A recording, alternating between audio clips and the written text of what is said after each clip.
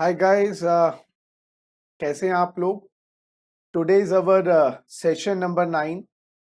Today is our session number 9 and today is our last session for the subject of income tax.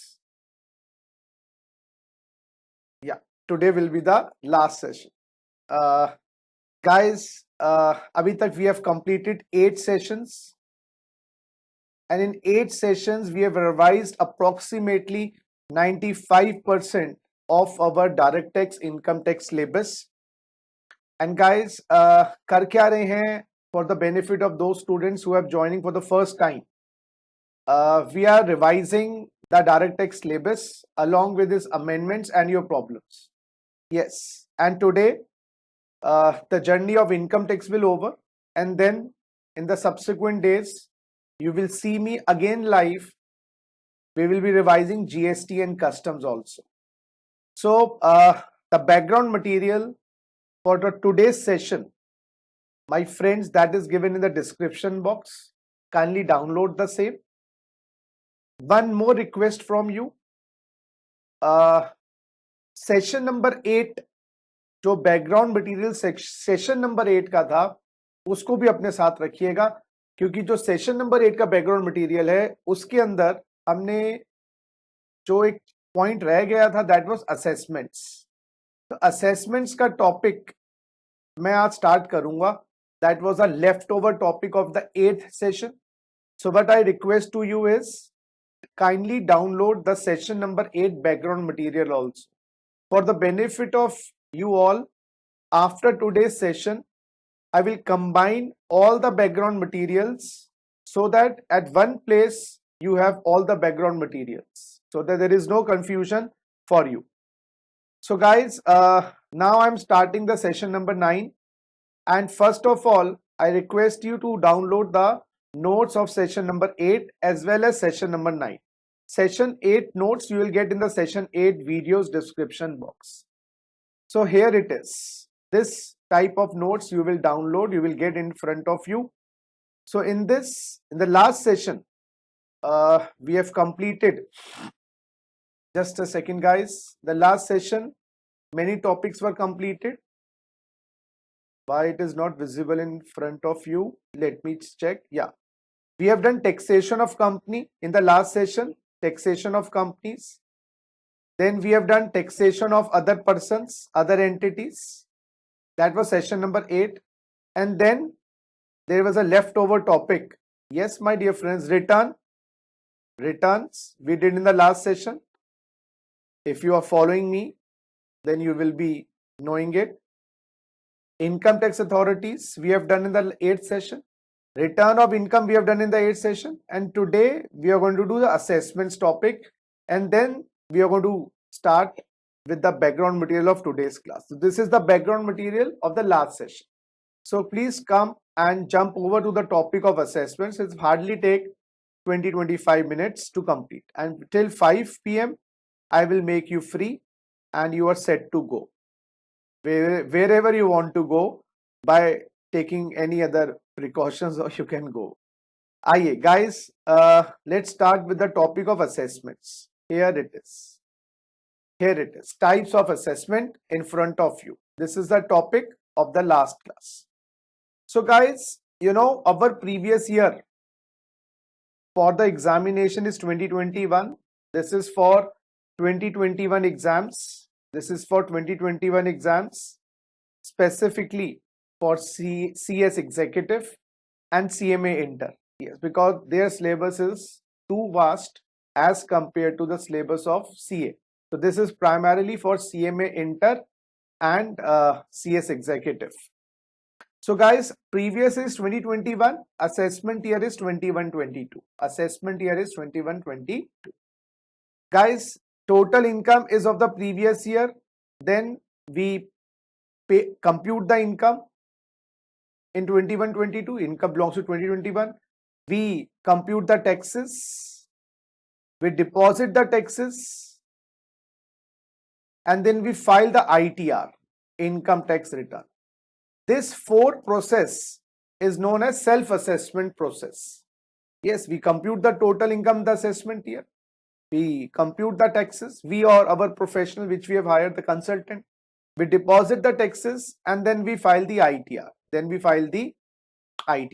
My dear friends, once my self-assessment process gets over, then the work of the income tax department starts.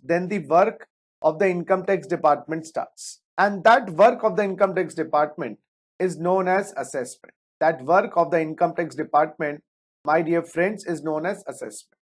What kind of assessments are there? Self-assessment, which I just talked about, that is a process that is done by me. That is not done by the department. I myself, or along with the help of my professional, compute the income, compute the taxes, deposit the taxes, file the ITR. Then the process of the government starts, which is regular assessment, best judgment assessment, income escaping assessment, precautionary assessment, assessment in case of search or requisition. In fact, there is 153C also, 153C, that is in case of other person. This is search and requisition. Search and requisition means like red cases, मोटा मोटा इसको हम बोले red cases. तो red cases में जो आपकी assessment होती है वो होती है 153A में. और रेड केसेस के अंदर sometimes other people also get caught, जिनके ऊपर रेड नहीं पड़ी. रेड पड़ी थी एक्स लिमिटेड पे, कुछ दस्तावेज कुछ डॉक्यूमेंट्स ऐसे मिले, हमने रिलायंस की रेड पड़ी रिलायंस के ऊपर, तो टाटा का इंडस्ट्रीज का कुछ डॉक्यूमेंट्स मिले, तो उनके ऊपर असेसमेंट जो की जाती है वो 153C की होती है. तो बेसिकली ब्रीफली मैं इन चीजों को बताने वाला. सेल्फ असेसमेंट मैंने आपको पहले बता दिया कि रिटर्न भरने से पहले you will compute your taxes, you compute your income, you pay your taxes, and along with the interest, whatever it is, you just do it on your own. That is self-assessment. Self-assessment is done by the assessee himself. Government does not poke its notes in between. Now let's talk about the department. Before I talk about the department, I'll little bit fast forward to 143.1. Yes, this is 143.1. Sometimes this is also known as summary assessment. Now what does it mean? Guys, once I have filed my return,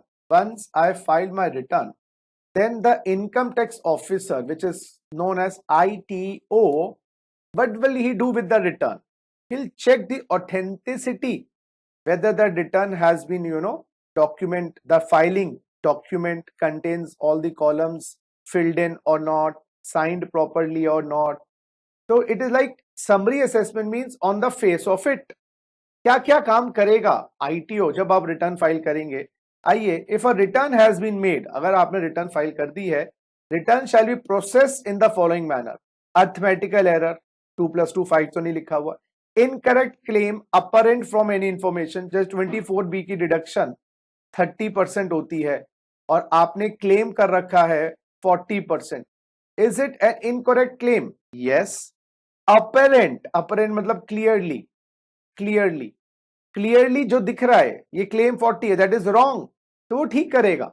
तो summary assessment में आपकी जो mistakes हैं जो return के अंदर, वो check करेगा. अर्थमेटिकल मिस्टेक्स, इनकरेक्ट मिस्टेक्स, या डिसअलाउंस और लॉस क्लेम्ड और रिटर्न फाइल. लास्ट ईयर की रिटर्न, मान लीजिए ये रिटर्न तो 2021 की है, 19-20 की रिटर्न आपने लेट फाइल करी है, 19-20 की रिटर्न लेट फाइल करी है. और गाइस, लेट फाइल रिटर्न का जो लॉस होता है ना, बताइएगा कैरी फॉरवर्ड होता है? नहीं होता. देर हो गई है ना लास्ट ईयर के रिटर्न का लॉस 139.3 रिटर्न ऑफ लॉस, और इस साल सेट ऑफ कर रखा है वो लॉस. लास्ट ईयर का लॉस जिसकी रिटर्न लेट फाइल करी, इस साल सेट ऑफ कर रखा है, तो वो डिसअलाउ कर देगा. या ऑडिट हुई है और ऑडिट के अंदर बताए गए ये खर्चे बोगस हैं, गलत हैं, और आपने वो क्लेम कर रखे हैं, तो वो उसको हटा देगा. तो बेसिकली आपकी मोटा 4 टाइप की, हाँ जी, बाकी मोटा मैं कह रहा हूं 4 टाइप की मिस्टेक्स को ठीक करेगा. बाल की खाल नहीं निकालेगा, बाल की खाल नहीं निकालेगा. He will only see on the face of it arithmetical mistakes, incorrect claim, disallowances या कोई लॉसेस जो कैरी फॉरवर्ड नहीं होने चाहिए थे, कैरी फॉरवर्ड करके सेट ऑफ भी कर लिए, या ऑडिट रिपोर्ट के खर्चे हैं, तो वो एडजस्टमेंट्स करेगा इनकी। इसके कारण हो सकता है टैक्स बढ़ जाए तो टैक्स पेएबल हो जाएगा, इस कारण टैक्स घट जाए तो टैक्स रिफंडेबल हो जाएगा। हाँ जी, लिखा है ना, no such adjustment shall be made unless intimation is given. हाँ, एडजस्टमेंट करेंगे, इंटीमेशन दी जाएगी। This intimation is given under section 143(1) which is sometime known as summary assessment. वैसे एक्चुअल में ये कोई मेजर असेसमेंट नहीं है। हाँ जी, provide for the response receive from the assessee it shall consider before making an adjustment. आपको बताएगा ये एडजस्टमेंट करना चाह रहा हूं, आपको कोई आपत्ति तो नहीं है, और 30 दिन के अंदर अंदर आपने रिस्पॉन्स नहीं दिया तो एडजस्टमेंट्स कर देगा। एडजस्टमेंट्स करने के बाद टैक्स और इंटरेस्ट निकाला जाएगा। हो सकता है सम आपकी पेएबल हो इनकम टैक्स डिपार्टमेंट को, सम रिफंडेबल हो सकता है, आपको बताया जाएगा, और आपको रिफंड होगा तो रिफंड मिल जाएगा। तो ये एडजस्टमेंट्स होती है समरी असेसमेंट में।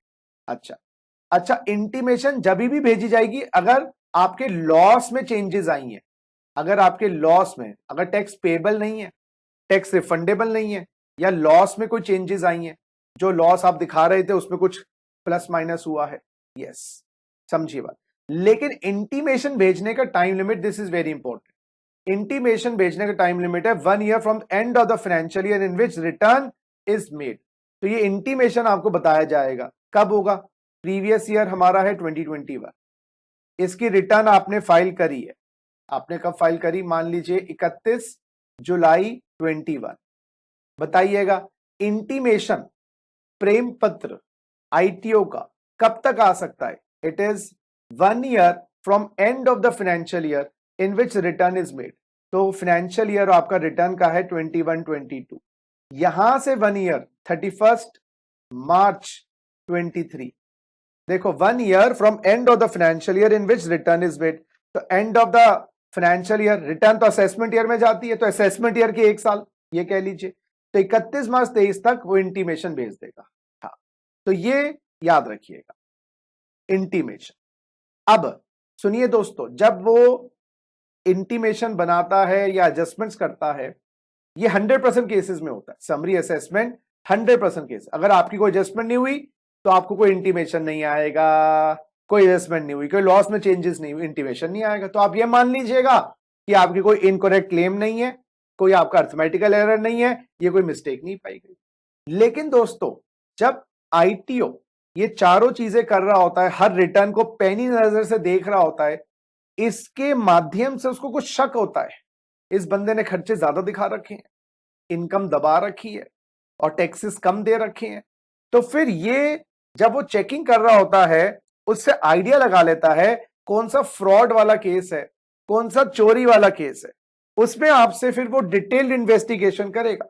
समरी असेसमेंट में तो दोस्तों कोई डिटेल इन्वेस्टिगेशन हुई नहीं, बाल की खाल निकाली नहीं गई, लेकिन दोस्तों वो जब समरी असेसमेंट करता है उससे उसको पता चलता है कि यहां पर कुछ गड़बड़ी है, यहां पर बोगस खर्चे। अच्छा, बोगस खर्चे को ठीक नहीं कर सकता, क्योंकि चार को जो इसमें 4 चेंजेस ही कर सकता है मोटा मोटा। बोगस खर्चा है तो अथॉरिटी नहीं है 143(1) में चेंज करने की। 143(1) में वही चेंजेस हैं जो स्पष्ट है, साफ है। डिबेटेबल पॉइंट आप कह रहे हो एक्स, मैं कह रहा हूं वाई, ये डिबेटेबल पॉइंट्स नहीं है, इस पे दो राय नहीं है। No two opinions about it, no two opinions, इन पॉइंट्स में ओपिनियन दो नहीं हो सकती। लेकिन अगर बोगस खर्चे बोल रहा है, मैं कह नहीं बोगस नहीं है, तो वो जो डिबेटेबल पॉइंट्स हैं उसके लिए फिर वो दूसरे नोटिस भेजेगा, दूसरी असेसमेंट करेगा। इसके लिए डिबेटेबल पॉइंट्स के लिए दोस्तों उसके पास पावर दी गई है, ये रीच। तो ये जो डिबेटेबल इश्यूज होंगे, डिबेटेबल इश्यूज होंगे, उसके लिए एओ को पावर्स दी गई है, दूसरे सेक्शंस में जाएगा। 143(1) बड़ा साफ सुथरा सेक्शन है, इसमें रायता नहीं फैलेगा, जो रायता फैला जाएगा वो फैला जाएगा 142 की इंक्वायरी। समझिए, इसके लिए क्या करेगा, वो आपको नोटिस भेजेगा। क्या भेजेगा, notice to the assessee to submit return. अच्छा ये सॉरी, ये वाला जो ये तो रिटर्न फाइलिंग का नोटिस है, इसको छोड़ दीजिए, इसको मैं थोड़ी देर के बाद बताऊं। इस पॉइंट पे आइए जरा, ये वाला पॉइंट, इस वाले पॉइंट, इस पॉइंट को छोड़ दो, इसको पढ़ो। AO may asked to produce accounts and documents or information, statement of assets and liabilities, whether included in the account or not. ये रहा देखो ना, तो समरी असेसमेंट करते वक्त उसको दाल में काला लगा, 4 एडजस्टमेंट्स कर दी, उसके बाद उसको लग रहा ना इसमें तो अंडर रिपोर्टिंग ऑफ इनकम है, ओवर रिपोर्टिंग ऑफ एक्सपेंडिचर है, तो वो आपसे किताबें मंगवाएगा, डॉक्यूमेंट्स मंगवाएगा, एसेट्स लायबिलिटीज मंगवाएगा। ये है वो पावर 142 की। यस हाँ, और ये याद रखिएगा 100% केसेस में, 100 रिटर्न्स के केस में समरी होगी, उसमें से 2%, 1% केसेस में बाल की खाल निकाली जाती। इस बार आया था जो चेकिंग होती है 0.75% केसेस, तो 1 करोड़ में आप लगा लो 1% होता है 1 लाख, 1 करोड़ में 1%, तो 1 लाख लोगों को ऊपर ये एक्स्ट्रा इन्वेस्टिगेशन होती है। जैसे बीमारी होती है ना, किसी की टेस्ट करवाया 99% तो डॉक्टर ने कहा छोटी से छोटी दवा ले लो ठीक, लेकिन कुछ डिटेल्ड इन्वेस्टिगेशन वाले केसेस हैं जहां पर सरकार को लगता है कि चोरी हुई है टैक्स की, वहां ये फिर डॉक्यूमेंट्स मंगवाए जाते हैं, डॉक्यूमेंट। लेकिन अगर जॉइंट कमिश्नर की अप्रूवल चाहिए होगी आईटीओ को, एओ को, अगर वो आपसे एसेट्स एंड लायबिलिटीज जो अकाउंट्स में नहीं है उनके बारे में पूछ रहा, आपकी पर्सनल एसेट्स, आपकी personal assets and personal liabilities भी मांग सकता है, उसके लिए जेसी की अप्रूवल चाहिए। तो 142 के नोटिस के अंतर्गत वो आपसे किताबें, डॉक्यूमेंट्स मंगवा सकता है। लेकिन अगर जॉइंट कमिश्नर से पूछना पड़ेगा ऐसी एसेट्स और लायबिलिटी डिटेल्स जो अकाउंट्स में नहीं दिखाई हुई, ठीक है। और अगर अकाउंट्स मंगवा भी रहा है आपसे, क्योंकि वो इन्वेस्टिगेशन कर रहा है, हाँ दाल में काला हो रहा है, तो वो इन्वेस्टिगेशन शुरू कर दी है उसने। तो इन्वेस्टिगेशन के लिए गाइस आपसे 3 प्रीवियस ईयर के रिकॉर्ड्स मंगवा सकता है, more than 3 years prior to the previous year. तो बेटा हमारा प्रीवियस ईयर है 20-21, उससे पहले के 3 प्रीवियस ईयर, यानी कि गाइस 19-20, 18-19 और 17-18, 3 साल के वो आपसे डॉक्यूमेंट्स मंगवा सकता है। और वो एसेट्स लायबिलिटीज मंगवा रहा है जो अकाउंट्स में इंक्लूडेड नहीं है, जेसी की अप्रूवल। फिर आ गया बात, इंक्वायरी कर सकता है, हाँ वो अपने फील्ड ऑफिसर को, इंस्पेक्टर को भेज सकता है इंक्वायरी करने के लिए। अपॉर्चुनिटी ऑफ बीइंग हर्ड, सुनवाई का मौका भी देगा। आपकी किताबें ऑडिट करवा सकता है 142(2)(a), 142(2)(d) तक। तो 142 एक बहुत ही भयानक सेक्शन है जो पावर देता है इन्वेस्टिगेशन। वो कब होता है? जब वो समरी असेसमेंट करता है तो कुछ केसेस को चूज कर लेता है, लेकिन क्या है सर मैनुअल चूजिंग अलाउड है, कंप्यूटराइज्ड होता है, वो सब चीजें डिटेल में ना चाहिए। AO is of the opinion that is necessary to order audit with the previous approval of chief commissioner or commissioner, CCIT और CIT के अप्रूवल लेनी पड़ती। ये आपके MCQ में क्वेश्चन बन सकता है। तो वो AO डायरेक्ट करेगा सेसी को, भाई साहब अपने किताबों को ऑडिट करवाइए। आप बोलोगे मेरी तो ऑडिट ऑलरेडी हो रखी है, गवर्नमेंट कहते डजंट मैटर, अर्लियर ऑडिट हो भी चुकी तो दोबारा से ऑडिट होगी, क्योंकि दाल में काला है और AO is not a 100% technical person to find out your errors. तो उस केस के अंदर वो अकाउंट्स ऑडिट करवाने के लिए भी कह सकता है, चाहे अकाउंट्स ऑडिट हुए। अच्छा, उसके बाद value of the assets bye valuation officer, आपके एसेट्स की वैल्यूएशन ऑफिसर से भी करवा सकता है। जैसे आपने सेलिंग प्राइस दिखाई हुई है या फेयर मार्केट वैल्यू दिखाई हुई है, स्टैम्प ड्यूटी वैल्यू दिखाई हुई है, वो भी करवा सकता है। तो बेसिकली ये उसके टूल्स दिए हुए हैं सरकार ने, जिससे वो आप पे अटैक करता है। अटैक कोई फिजिकल अटैक नहीं है, इनकम टैक्स को प्रोटेक्ट करने के लिए करता। अब सुनिए मेरी बात, अब सुनिए, अब सारी इन्वेस्टिगेशन हो गई उसके पास, इन्वेस्टिगेशन से कुछ निकला नहीं तो वो आगे नहीं बढ़ेगा। अच्छा, इन्वेस्टिगेशन से उसको शक जो था यकीन में बदल गया। अब वो आपको जब इन्वेस्टिगेशन कर रहा है, डॉक्यूमेंट्स मंगवा रहा है, ऑडिट करवा रहा है, अब वो आपको एक नोटिस भेजेगा। ये नोटिस डेडली नोटिस है, इस नोटिस को कहते हैं स्क्रूटनी का नोटिस। अब उसका शक पक्का हो गया, जो डाउट था ना उसको, वो उसका पक्का हो गया है। हाँ, अब वो आपको भेजेगा स्क्रूटनी, SCRUTINY, स्क्रूटनी का नोटिस। वो आप कह रहा है अब मैं कार्रवाई शुरू करूंगा। तो रिटर्न आपने बना ली है, रिटर्न आपने फाइल कर दी है, उसको लग रहा है कि आपने अंडरस्टेट करी इनकम कम दिखाई है, लॉस ज्यादा दिखाया है, टैक्सेस कम पे किए हैं, तो आपको सर्व करेगा नोटिस कि भाई एक पर्टिकुलर तारीख को आइदर आप ऑफिस में आए या डॉक्यूमेंट्स भेजें, खुद ना आए अपने CA को भेजें। एंड जी और ये नोटिस आपके पास maximum 6 months from end of the financial year of return में आ जाएगा। तो भाई साहब आपका प्रीवियस ईयर 2021 है ना, आपने 2020 की रिटर्न कब फाइल करी? 31/7/21। ये कौन सा फाइनेंशियल ईयर है? 21-22। यहां से 6 मंथ्स गाइस, 21-22 के समाप्ति से 6 मंथ्स 30/9/22। अब प्रैक्टिकली लगाओ, अभी 20-21 प्रीवियस ईयर खत्म हो गया, अभी चल रहा है मान लीजिए मई का महीना, मई 21 चल रहा है, रिटर्न आपने फाइल करी जुलाई 21 के अंदर, अगले साल के सितंबर तक आपके ऊपर ये नोटिस आ सकता है।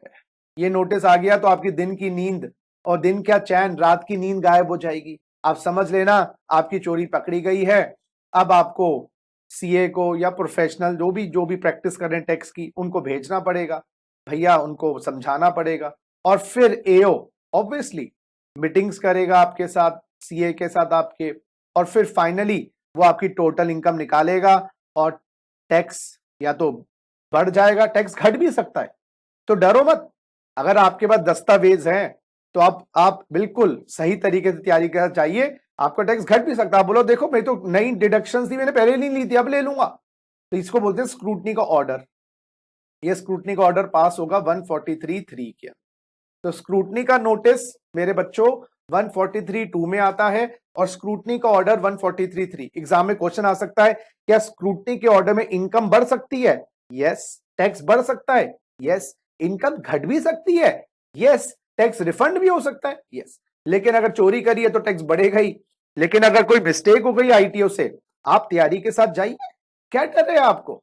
जिसने पूरी तैयारी की होती है वो एग्जाम में नहीं डरता। इसी तरीके से अगर आपकी तैयारी सही है, आप सच्चे हो, तो डॉक्यूमेंट दिखाइए। ये बात याद रखिएगा, ठीक है। अच्छा, अभी आगे जाके इस चैप्टर में ये भी करेंगे स्क्रूटनी का ऑर्डर कितने दिन में पास कर देगा, ये प्रक्रिया। भाई ये जो नोटिस आया आपके पास, फिर आप गए 10 बार गए, 15 बार गए, फिर ये प्रक्रिया, ये टॉर्चर कह लीजिए, वैसे टॉर्चर है नहीं, कब तक चलेगा उसकी भी कोई समय सीमा होगी? यस, उसकी भी समय सीमा है स्क्रूटनी के ऑर्डर की। तो स्क्रूटनी का नोटिस, स्क्रूटनी का ऑर्डर, इन्वेस्टिगेशन पहले करी और समरी असेसमेंट, वो तो नॉर्मली एक, वो तो बैकग्राउंड है जिसके आधार पर ये चीजें होती है। अब सुनिए, अब क्या हुआ, ई स्क्रूटनी हो रही है। हाँ, ई स्क्रूटनी मतलब यार कोविड के आने से भी पहले गवर्नमेंट ये प्रोसेस स्टार्ट कर दिया था, faceless assessment. Faceless assessment guys, faceless assessment का मतलब ये है, जैसे मैं अभी आपको क्या पढ़ा रहा हूं, फेस टू फेस कोई पढ़ा रहा हूं? मैं भी तो ऑनलाइन पढ़ा रहा हूं।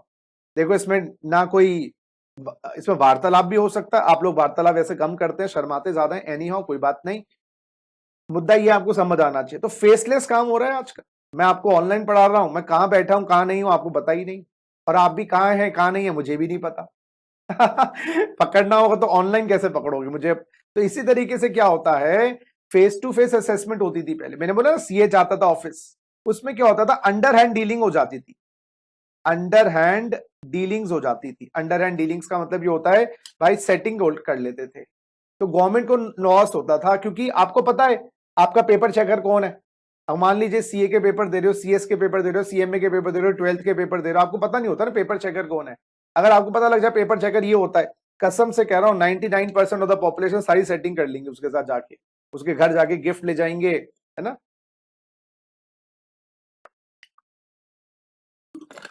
और जाके सेटिंग कराएंगे। अब गवर्नमेंट ने कह दिया, जैसे सीबीएसई के एग्जाम में या प्रोफेशनल एग्जाम में होता है ना, पता नहीं पेपर चेकर कौन होता है, अब आपको ये नहीं पता होगा आपका आईटीओ कौन है। स्क्रूटनी हिंदुस्तान का कोई भी आईटीओ कर सकता है। हाँ, और उस आईटीओ को नहीं पता होगा एसएससी कौन है, खाली उसकी डिटेल्स होंगी उसके पास। तो फेसलेस स्क्रूटनी गवर्नमेंट ने स्टार्ट कर दी है। फेसलेस मींस ऑनलाइन होगा, वार्तालाप ऑनलाइन करो। अब अंडर हैंड डीलिंग्स सारी खत्म, अंडर द टेबल सेटिंग खत्म।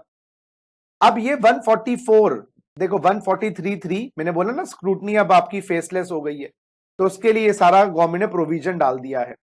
143 एक नई बात और डाली गई है, ये 144 की बेस्ट जजमेंट असेसमेंट होती है। बेस्ट, ये भी बताऊंगा मैं, जजमेंट असेसमेंट। ये तो 143(3) की मैंने बताया स्क्रूटनी असेसमेंट। स्क्रूटनी असेसमेंट ये भी अब ऑनलाइन हो गई है। ये बेस्ट जजमेंट क्या है, आइए जरा दोस्तों, आपने रिटर्न फाइल नहीं करी 139(1) में, बहुत अच्छा काम किया है बुरा काम किया, बुरा काम किया। आपके पास प्रेम पत्र आया आईटीओ का, नोट रिटर्न भरो, आपने रिटर्न नहीं भरी। ये 142(1) का नोटिस क्या है? ये जब आता है जब आप फेलियर, ये notice to file return, notice to file return, आपके पास नोटिस आया। अच्छा सर ये तो बताया नहीं, आइए वो जो 2 लाइनें छोड़वा दी थी ना मैंने आपको कि आपके पास नोटिस आता है रिटर्न फाइल होने का, और हमने रिटर्न फाइल नहीं करी। आइए जरा, ये भी एक प्रेम पत्र है, प्रेम है इनकम टैक्स डिपार्टमेंट को आपके साथ, जब आप अपनी रिस्पॉन्सिबिलिटी पूरी नहीं करेंगे। आगे ना, पर्सन ने रिटर्न फाइल नहीं करी है, end of the assessment year तक फाइल नहीं करी है, तो AO may serve a notice requiring such person to furnish return of income. तो जो लोग रिटर्न फाइल नहीं करते उनके पास ये नोटिस आता है, क्या रिटर्न भरो। आपने उसको भी दरकिनार कर दिया, नजरअंदाज कर दिया, इंतहा हो गई अब तो। एक तो रिटर्न खुद नहीं भरी टाइम से पहले, 31 जुलाई 31 अक्टूबर, फिर नोटिस आया आपके पास, उसकी भी आपने कोई चिंता नहीं करी। तो बेटा गुस्से वाली तो बात है ना, मैं आपको बुला रहा हूं, आप आ नहीं रहे। पहली बात तो, पहली बात आ गई, पहला ग्राउंड रिटर्न फाइल नहीं करते, या रिटर्न फाइल करने के बाद नोटिस आया उसको फाइल नहीं। आपको ऑडिट करवाने के लिए कहा गया, 142 है अभी बताया, आपने उसके बाद ऑडिट भी नहीं करवाई। मतलब यार ये तो एक तो चोरी, ऊपर से सीना चोरी, ऊपर से स्क्रूटनी का नोटिस आया था। ये 143(2) स्क्रूटनी का नोटिस आया था, स्क्रूटनी का नोटिस आया था कि आओ, क्या भाड़ में जाए, हम नहीं आते, आपको बोला गया। मतलब ये नॉन कोऑपरेटिव हो आप, नॉन कोऑपरेटिव हो, बेसिकली आप नॉन कंप्लायंस और नॉन कोऑपरेटिव हो। इस केस में एओ क्या करेगा, after taking into account all relevant material which he has gathered, after giving सुनवाई का मौका, टोटल इनकम और लॉस अपनी जजमेंट से, अपनी पर्सनल जजमेंट नहीं, जो भी उसने डॉक्यूमेंट्स इकट्ठे किए, और सम पेएबल निकालेगा। इसमें तो आपका बैंड बजेगा ही बजेगा, इसमें तो टैक्स बढ़ेगा ही बढ़ेगा। हाँ जी हाँ, prior to the proceedings AO should issue show cause notice, SCN show cause notice आएगा। लेकिन अगर 142(1) का नोटिस दे चुका है, इस वाले केस में शो कॉज नोटिस नहीं आएगा, इस वाले केस में शो कॉज नोटिस नहीं आएगा, बाकी सब केस में शो कॉज नोटिस भेजेगा। मैं ये करना चाहता हूं, और फिर वो क्या करेगा, यस अपनी जजमेंट लगा के आपकी इनकम निकालेगा, बढ़ाएगा। अब आपको तो इसको, हाँ इस ऑर्डर को पास कहेंगे, इस ऑर्डर को जो कहेंगे 144 का ऑर्डर, 144 का ऑर्डर, स्क्रूटनी का ऑर्डर 143(3) का ऑर्डर, बेस्ट जजमेंट का ऑर्डर 144 का ऑर्डर। और ये दोनों अब फेसलेस हो गए, मैंने बोला ना 144 और 143(3) दोनों ही फेसलेस हो गए हैं, ऑनलाइन होंगे जी, हाँ जी, मिलना नहीं है। और यहां पर क्या लिखा है, 145 में आपकी किताबें रिजेक्ट हो गई हैं, तो 144 उन केसेस, दूसरे केसेस हैं जहां पर 144 लगाया जाता है। बेस्ट जजमेंट असेसमेंट, जहां पर किताबें गलत हैं, जहां पर आपका प्रॉफिट नहीं निकाला जा सकता, मेथड ऑफ काउंटिंग गलत है, ये रेगुलरली फॉलोड नहीं है, नोटिफाइड स्टैंडर्ड्स फॉलो नहीं किए, इनकम कंप्यूटेशन डिस्क्लोजर, ये अदर डिफॉल्ट्स हैं जहां पर 144 लगाया जाता है। भाई क्या करेंगे आप लोग अपने आप काम सही नहीं कर रहे तो मुझे करना पड़ेगा। अब तीसरी असेसमेंट जो होता है गड़े मुर्दे उखाड़ना, डिगिंग डिगिंग द ग्रेव्स, 147। देखो जी असेसमेंट कौन कौन सी थी, आइए जरा टेबल पे देखें, टेबल पे देखिए बच्चा पार्टी, कौन कौन सी असेसमेंट्स थी। ये देखो जी, सेल्फ असेसमेंट खुद करी, रेगुलर असेसमेंट, स्क्रूटनी असेसमेंट इसको कह लीजिए, इसको रेगुलर असेसमेंट को रेगुलर असेसमेंट ना कहिए, स्क्रूटनी कहिए, स्क्रूटनी असेसमेंट 143(3) ये कर लिया। बेस्ट जज एंड असेसमेंट 144। आइए जी इनकम एस्केपिंग असेसमेंट 147। आइए जी 147 इनकम एस्केपिंग असेसमेंट क्या होता है दोस्तों, सुनिए। ये जो स्क्रूटनी होती है या बेस्ट जजमेंट होता है, ये साल 2 साल में हो जाती है, आपके असेसमेंट ईयर के साल 2 साल में हो जाती है। लेकिन क्या होता है दोस्तों, कई चीजें, कई बीमारी ऐसी होती हैं जो होने के 2-4 साल बाद पता चलती है, यस अंदर के अंदर बढ़े जा रही है। देखो कई प्रॉब्लम ऐसी होती है, बुखार खांसी जुकाम नजला, वो कल हुआ आज पता लग जाएगा। तो कई चीजें इनकम टैक्स अफसर को हाथों हाथ पता लग जाते रिटर्न फाइल करने के बाद, तो स्क्रूटनी और बेस्ट जजमेंट कर देता है। लेकिन कुछ ऐसी चीजें हैं जो बंदे ने ना कंसील कर रखी थी, छुपा रखी थी, दबा रखी थी, 3-4 साल के बाद पता चली। अब स्क्रूटनी का तो टाइम लिमिट खत्म, क्योंकि स्क्रूटनी का टाइम लिमिट तो अगले साल के 6 महीने तक तो नोटिस भेजना होता है। समझिएगा ना बात, आपने हमेशा कोऑपरेट किया, आपने रिटर्न फाइल करी, तो भैया बेस्ट जजमेंट असेसमेंट कैसे होगा? बेस्ट जज आपको ऑडिट का नोटिस, ऑडिट करवा ली, आपके पास और भी कोई नोटिस आया, सारे फॉलो कर रहे हो, और स्क्रूटनी का नोटिस आया नहीं मान लीजिए, तो नॉर्मल असेसमेंट वो होती है स्क्रूटनी असेसमेंट, बेस्ट जजमेंट। लेकिन ये गड़े मुर्दे उखाड़ना, तो डिगिंग द ग्रेव्स, इसको मैं बोलता हूं सेक्शन। इसमें क्या है, 3-4 साल पुरानी बातें आई हैं, आपकी इनकम दोबारा एस्केप हो गई है, गवर्नमेंट को लग रहा है कि इनकम टैक्स के दायरे से छूट गई है, तो आपकी लॉस को रिकम्प्यूट करेंगे, डेप्रिसिएशन को रिकम्प्यूट करेंगे, इनकम को रिकम्प्यूट करेंगे, फिर आपके पास नोटिस आएगा, इसको बोलते हैं notice of income escaping assessment, को मैं शॉर्ट में लिखूंगा ई इनकम एस्केपिंग असेसमेंट। नोटिस भेजा जाएगा इसमें भी, और इस नोटिस में क्या बोला जाएगा, आप रिटर्न भरिए पुराने सालों की दोबारा से, ओए होए दोबारा से रिटर्न भरिए पुराने सालों की। यस, ये कितने सालों की आपकी ग्रेव्स खोली जाएगी, देखिए 4 years from end of the assessment year. हमारा असेसमेंट ईयर कौन सा है बेटा, मान लीजिए हमारा, दोस्तों एक सेकेंड, दोस्तों एक सेकेंड,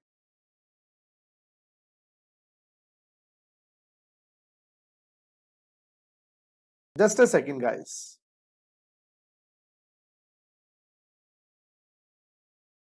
दोस्तों एक सेकेंड का थोड़ा सा प्रॉब्लम लगेगी, कनेक्शन में थोड़ी प्रॉब्लम है, मैं एक बार रिकनेक्ट करूंगा, एक सेकेंड रिकनेक्ट करूंगा मैं।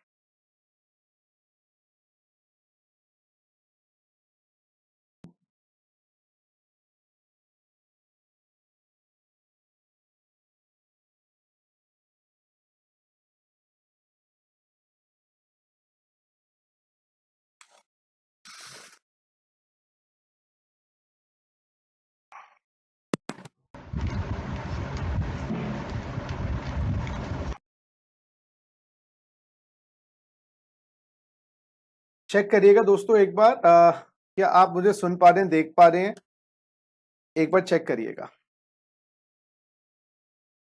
प्लीज एक बार मुझे, क्योंकि थोड़ा सा मैंने इंटरनेट कनेक्शन चेंज किया है, तो प्लीज आप कंफर्म करेंगे चैट बॉक्स में जो भी बच्चे हैं कि आपको यस कर दीजिएगा कि लाइव में आप मुझे लाइव दोबारा देख पा रहे नहीं पा।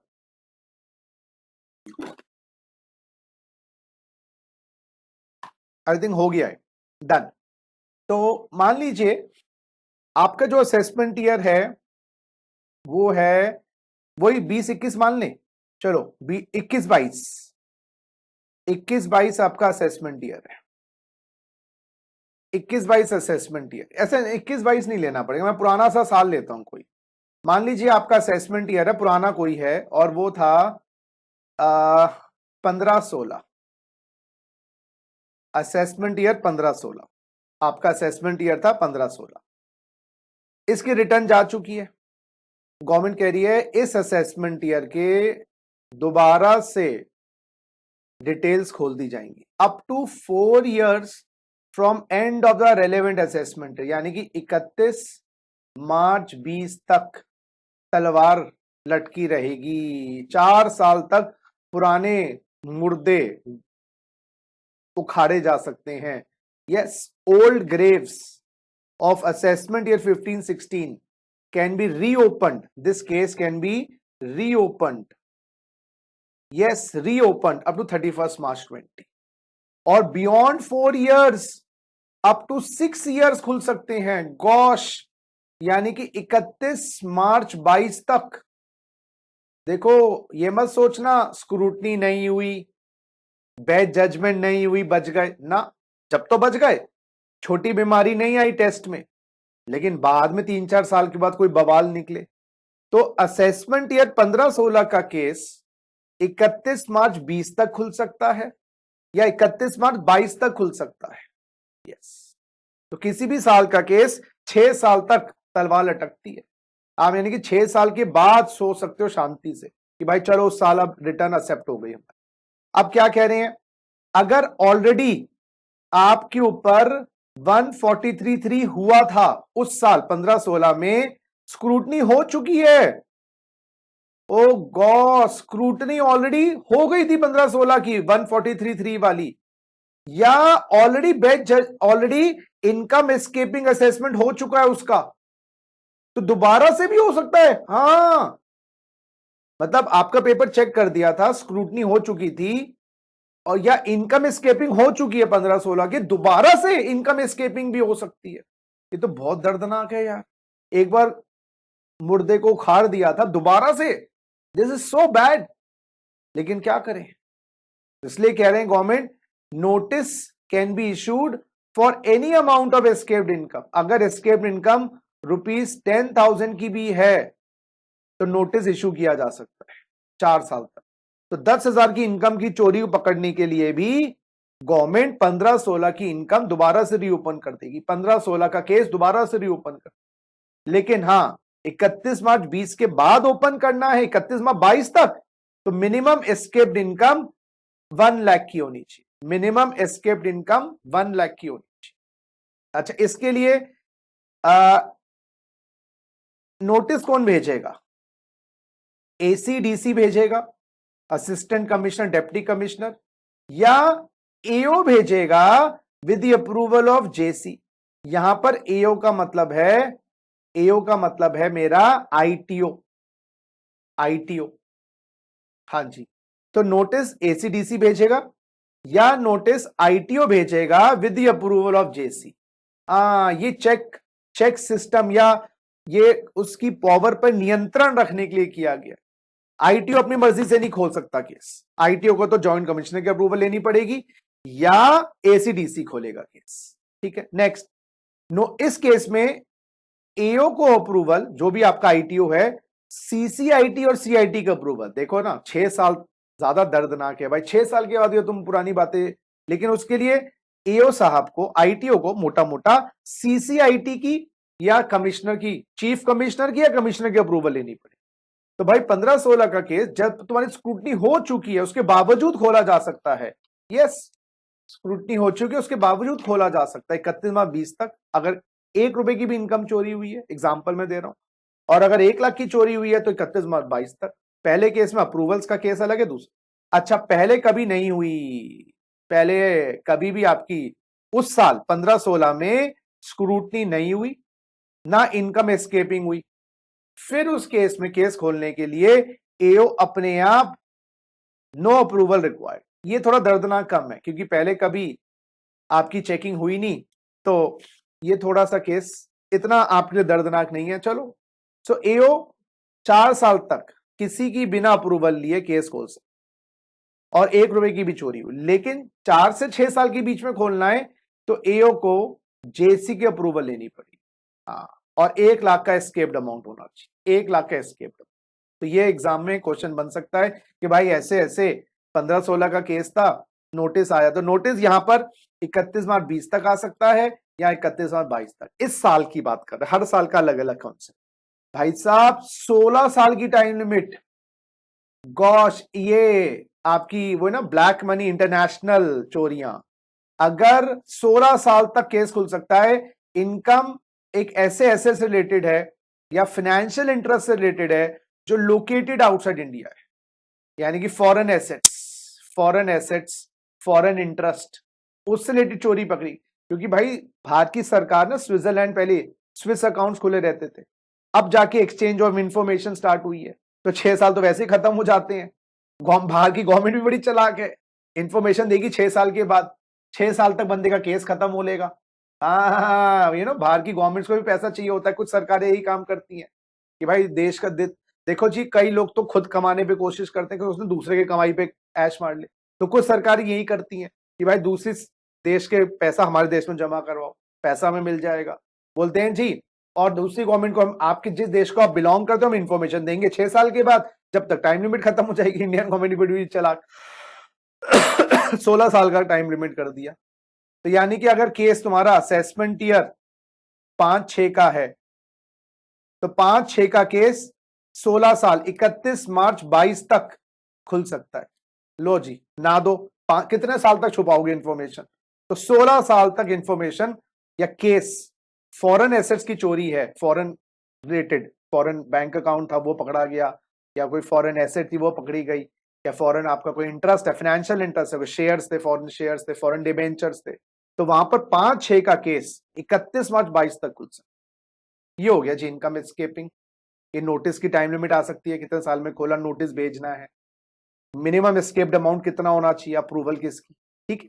प्रिकॉशनरी असेसमेंट क्या है? प्रिकॉशनरी असेसमेंट क्या होता है भाई? ये आप कहते हो मैं प्यार करता हूं, दूसरा कहता है वो मैं प्यार करता हूं, कौन किसको प्यार करता है पता ही नहीं चल रहा। अब यही नहीं पता चल रहा इनकम किसकी है, ए की है बी की है, तो गवर्नमेंट क्या करेगी भाई, ऐसा करो दोनों के अगेंस्ट स्टार्ट करो, दोनों को पिटाई करो दोनों की। assessing officer can commence proceeding in both A and B to determine the question who is responsible to pay tax। भाई क्या करें, फिर देखते हैं क्या होता है। तो भाई we don't know it belongs to A, we don't know it belongs to B, let's proceed against both। And time limit for completion, now the last topic of this chapter, finish man finish, so easy। time limit for completion of assessment and reassessment, you know, ये जो 147 की assessment हुई है ना, इस 147 नहीं, जितनी भी अपनी हमने असेसमेंट्स पढ़ी हैं, हाँ मेरे बच्चे, जितनी भी हमने अभी असेसमेंट्स पढ़ी हैं उनका ऑर्डर पास होने की टाइम लिमिट है, कितने दिनों तक ऑर्डर पास हो जाएगा। तो ऑर्डर पास होने की टाइम लिमिट आइए जी पढ़ें। ये रेगुलर असेसमेंट, इसको स्क्रूटनी असेसमेंट से रेगुलर असेसमेंट में दोनों वर्ड आता है, इसको रेगुलर की जगह स्क्रूटनी करिए, स्क्रूटनी। वैसे अगर एक रेगुलर असेसमेंट वर्ड है इसमें दोनों आती हैं, स्क्रूटनी असेसमेंट 143 वाली और best judgement 144। 12 months from end of the assessment year, तो आपका स्क्रूटनी कौन से असेसमेंट ईयर की आई, 21-22 की। तो बेटा आईटीओ साहब 31 मार्च 2023 तक ऑर्डर पास करती, टेंशन नहीं है। पहले था 2-2 साल तक चलते रहते थे केस, लंबे खींचते थे। अब जब ऑनलाइन हो गया है सब कुछ तो क्या केस खींचना है यार। अब ये देखो हमारा आज का सेशन नंबर 9 है इनकम टैक्स का, approximately more than 18 hours exhaustively हमने सारा ही कोर्स कर डाला। ऑनलाइन में यही फायदा है, टाइम बच जाता है आने का, टाइम बच जाता है जाने का। I think technology is the future, मुझे तो ये लगता है टेक्नोलॉजी एक्चुअली में फ्यूचर है। अब ये इतनी हद तक घुस गई है तो ये इसको वापस ले जाना मुश्किल रहेगा। हाँ टेम्परेरली कुछ सिस्टम्स डाउन हो सकते हैं, कोई इंटरनेट खराब हो सकता है, कोई वायर खराब हो सकती है, लेकिन अब वही ना, एक बार टेक्नोलॉजी आ जाए वो पुराने दिन नहीं आ सकते। चाहे ये कोविड के कारण कुछ पुराने दिन आए हैं लेकिन फिर लोग भूल जाएंगे। तो टेक्नोलॉजी इज द फ्यूचर, वो आपको देखना है कितने हद तक टेक्नोलॉजी को आप अपने डे टू डे लाइफ में एंटर करने देना चाहते हैं, वो आपको देखना है। टेक्नोलॉजी के पिटफॉल्स हैं दोस्तों, 24 घंटे हम भी लोग भी अब स्टूडियो में रहते हैं, लाइट चलती रहती हैं, you know it all has a impact. बस को नेगेट करने के लिए थोड़ा सा एक्सरसाइजेस, थोड़ा सा मेडिटेशन, थोड़ा थॉट प्रोसेस को देखना करना चाहिए। फिजिकली में क्या होता है, आप एक्सरसाइज हो रही है एक तरीके से, हम जा रहे हैं पहुंच रहे हैं स्टूडियो के अंदर। एक सेकंड दोस्तों, फिर प्रॉब्लम आ रही है, एक सेकंड दोस्तों।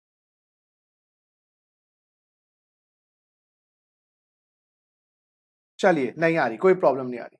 तो टेक्नोलॉजी में मैंने आपको कहा थोड़ा सा काउंटर बैलेंस करना चाहिए। कल मुझे खुद लगा, इनफैक्ट सिर में दर्द हो रहा था रात को, तो जब लगा कि इतनी टेक्नोलॉजी के कारण उसका नुकसान ये है क्योंकि लाइटिंग है 24 घंटे, फेस टू फेस में क्या होता है, हम खड़े होके भी पढ़ाना स्टार्ट कर देते हैं, थोड़ा मूवमेंट कर लेते हैं, ये फर्क पड़ता है। कहीं आते जाते हैं तो स्टेयर केस भी ऊपर नीचे चढ़ते हैं।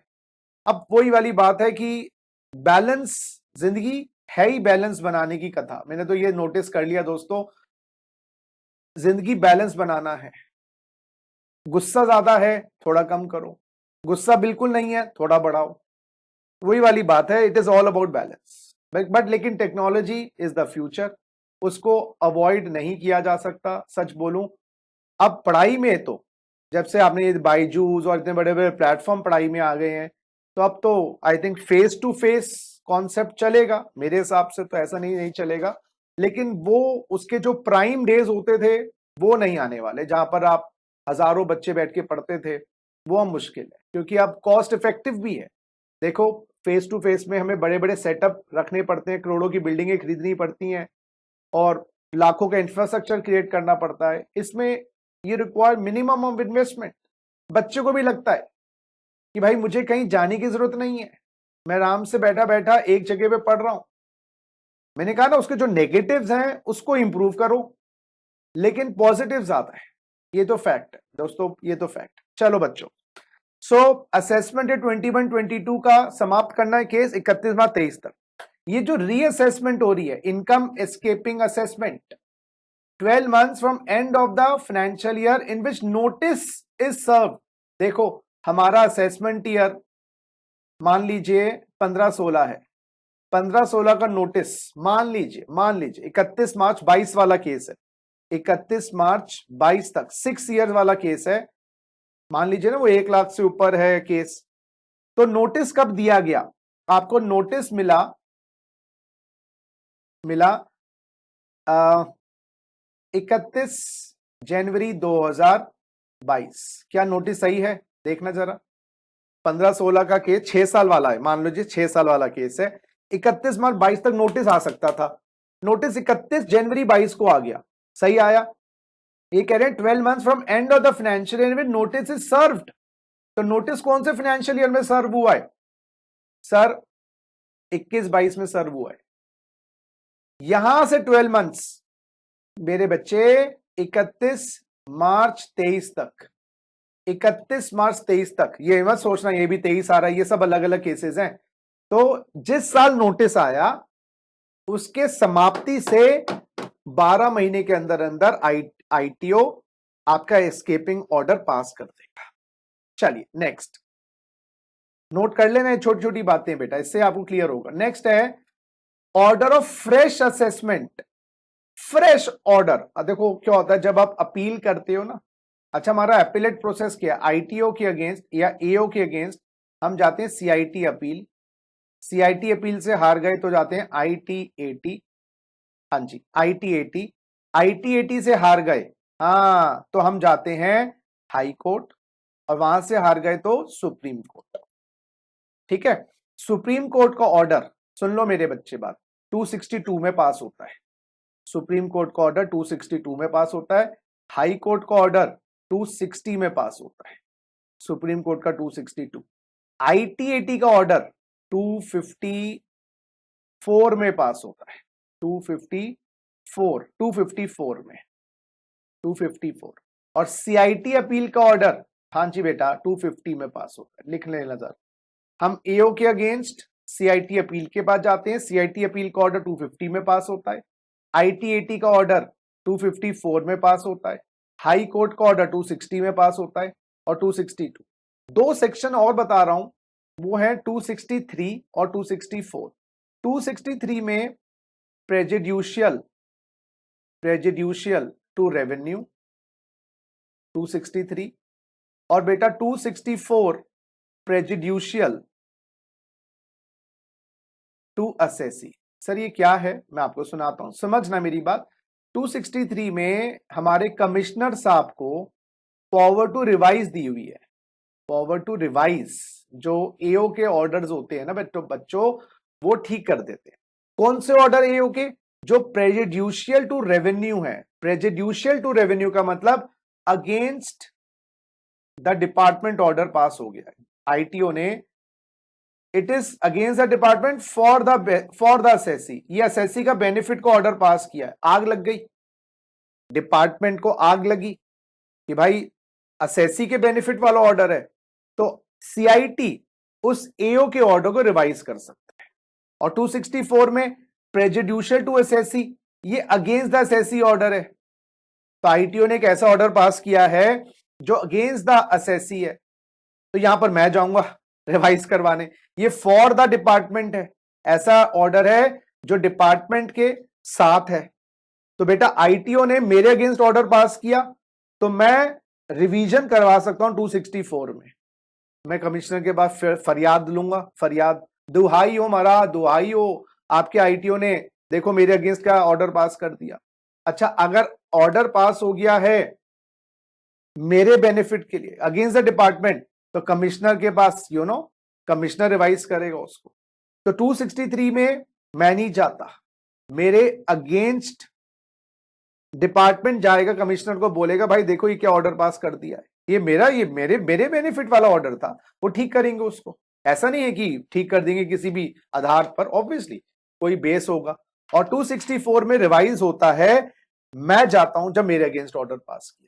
देखिए तो एक अपील का प्रोसेस है आपके पास एओ के अगेंस्ट, एक रिवीजन का प्रोसेस है। देखो बेनिफिट्स तो बहुत दिए हुए हैं हमारे इनकम टैक्स डिपार्टमेंट में कि अगर आपको अपील करवा लो या रिवीजन करवा लो। अब आइए order of fresh assessment as a result of 254 ITAT का ऑर्डर या 263 264 में रिवीजन हुआ है,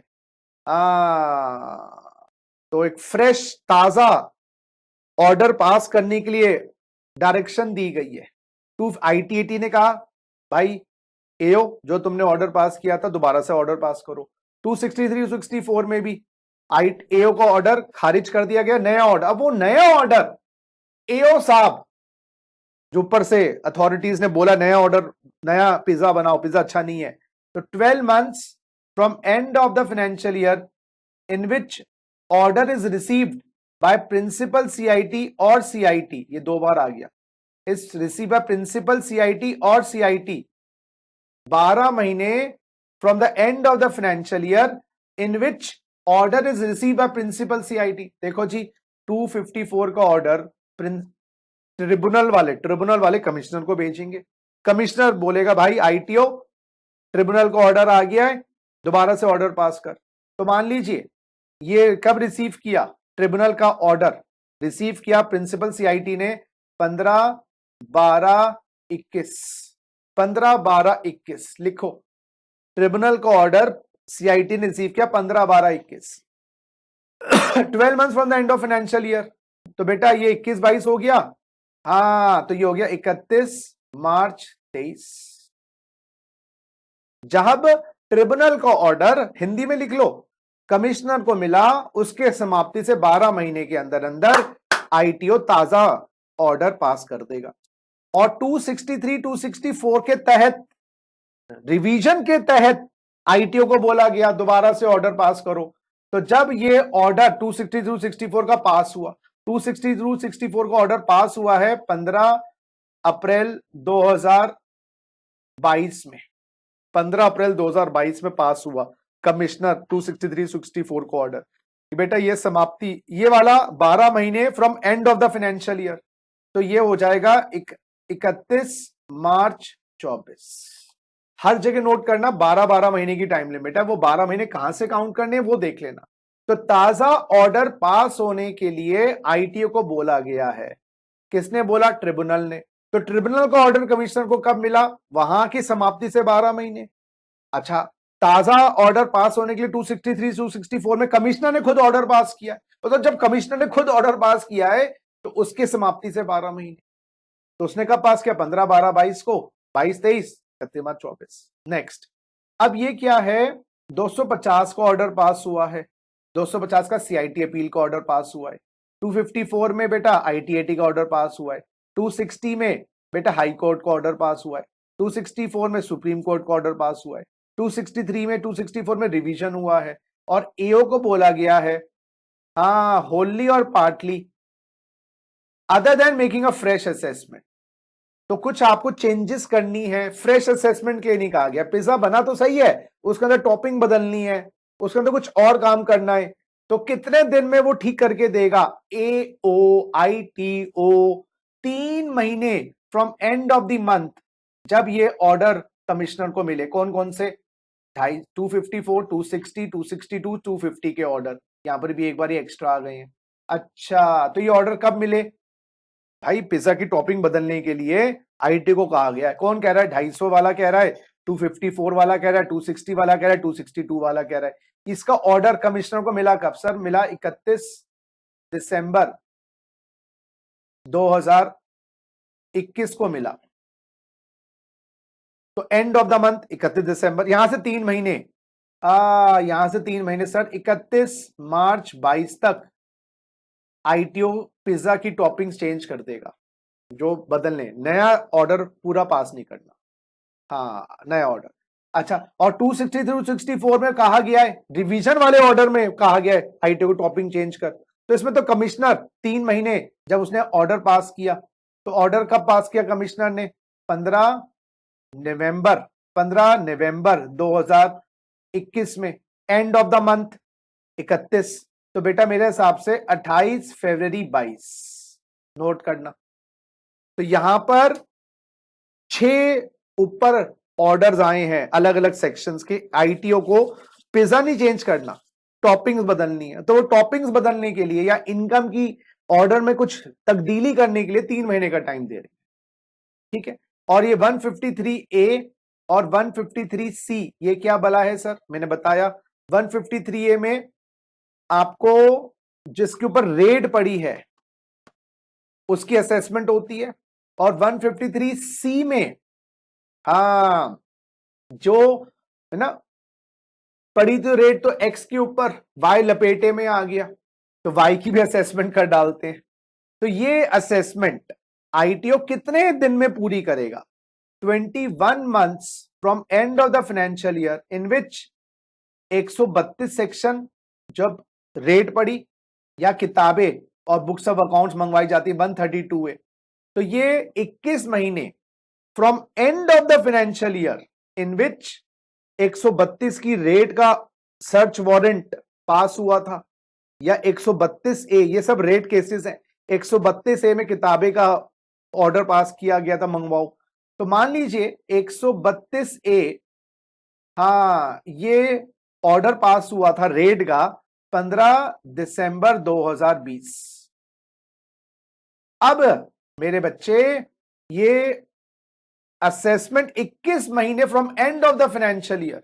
तो बेटा and of the financial year 2021, यहां से 21 महीने, यहां से 21 महीने, तो भाई 31 दिसंबर 2022 मेरे हिसाब से। तो 31 दिसंबर 2022 देखें जरा कैसे सर 21 महीने लेने, 12 महीने तो 20-21 की समाप्ति हुई, 31 मार्च 21, यहां से 12 महीने 31 मार्च 22, और 9 महीने और, तो मार्च के बाद 9 महीने अप्रैल मई जून जुलाई अगस्त दिसंबर, 31 दिसंबर 22।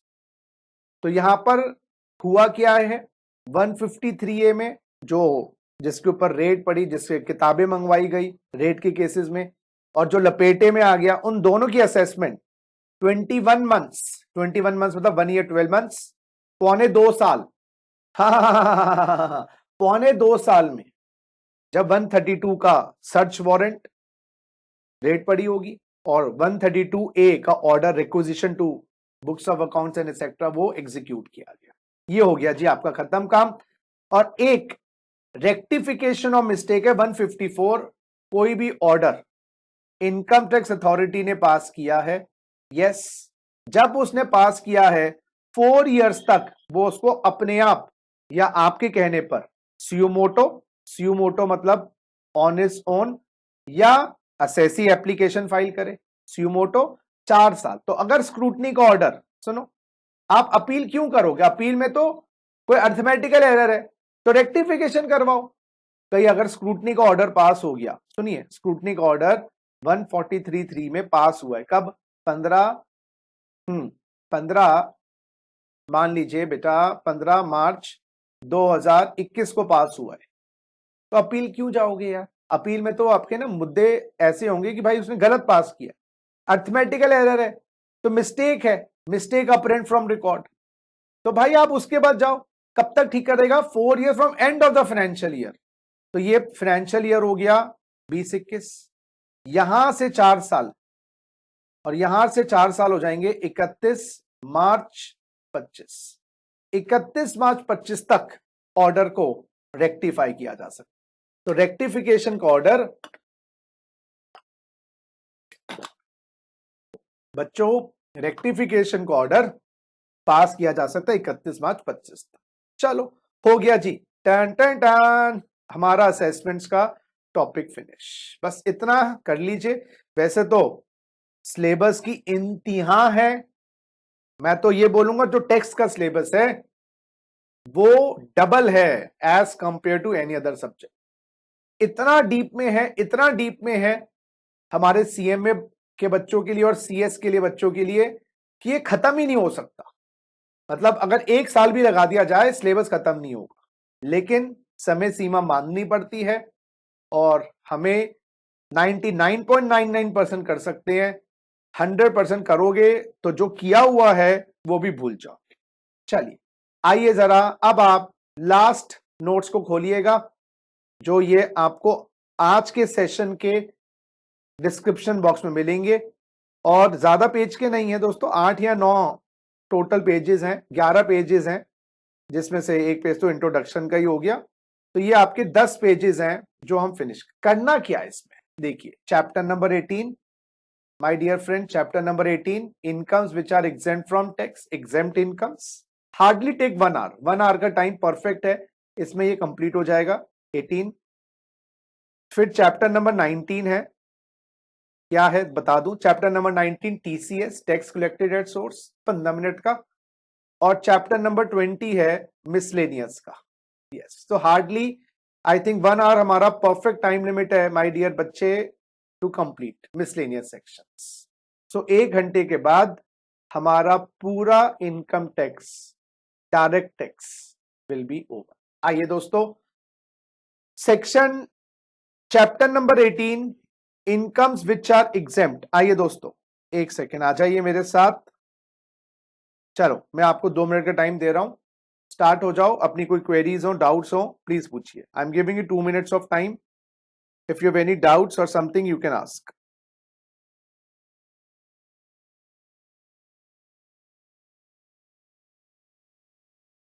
Just to take your breather, you can drink water and you can just take a 2-minute breather so that we can also proceed.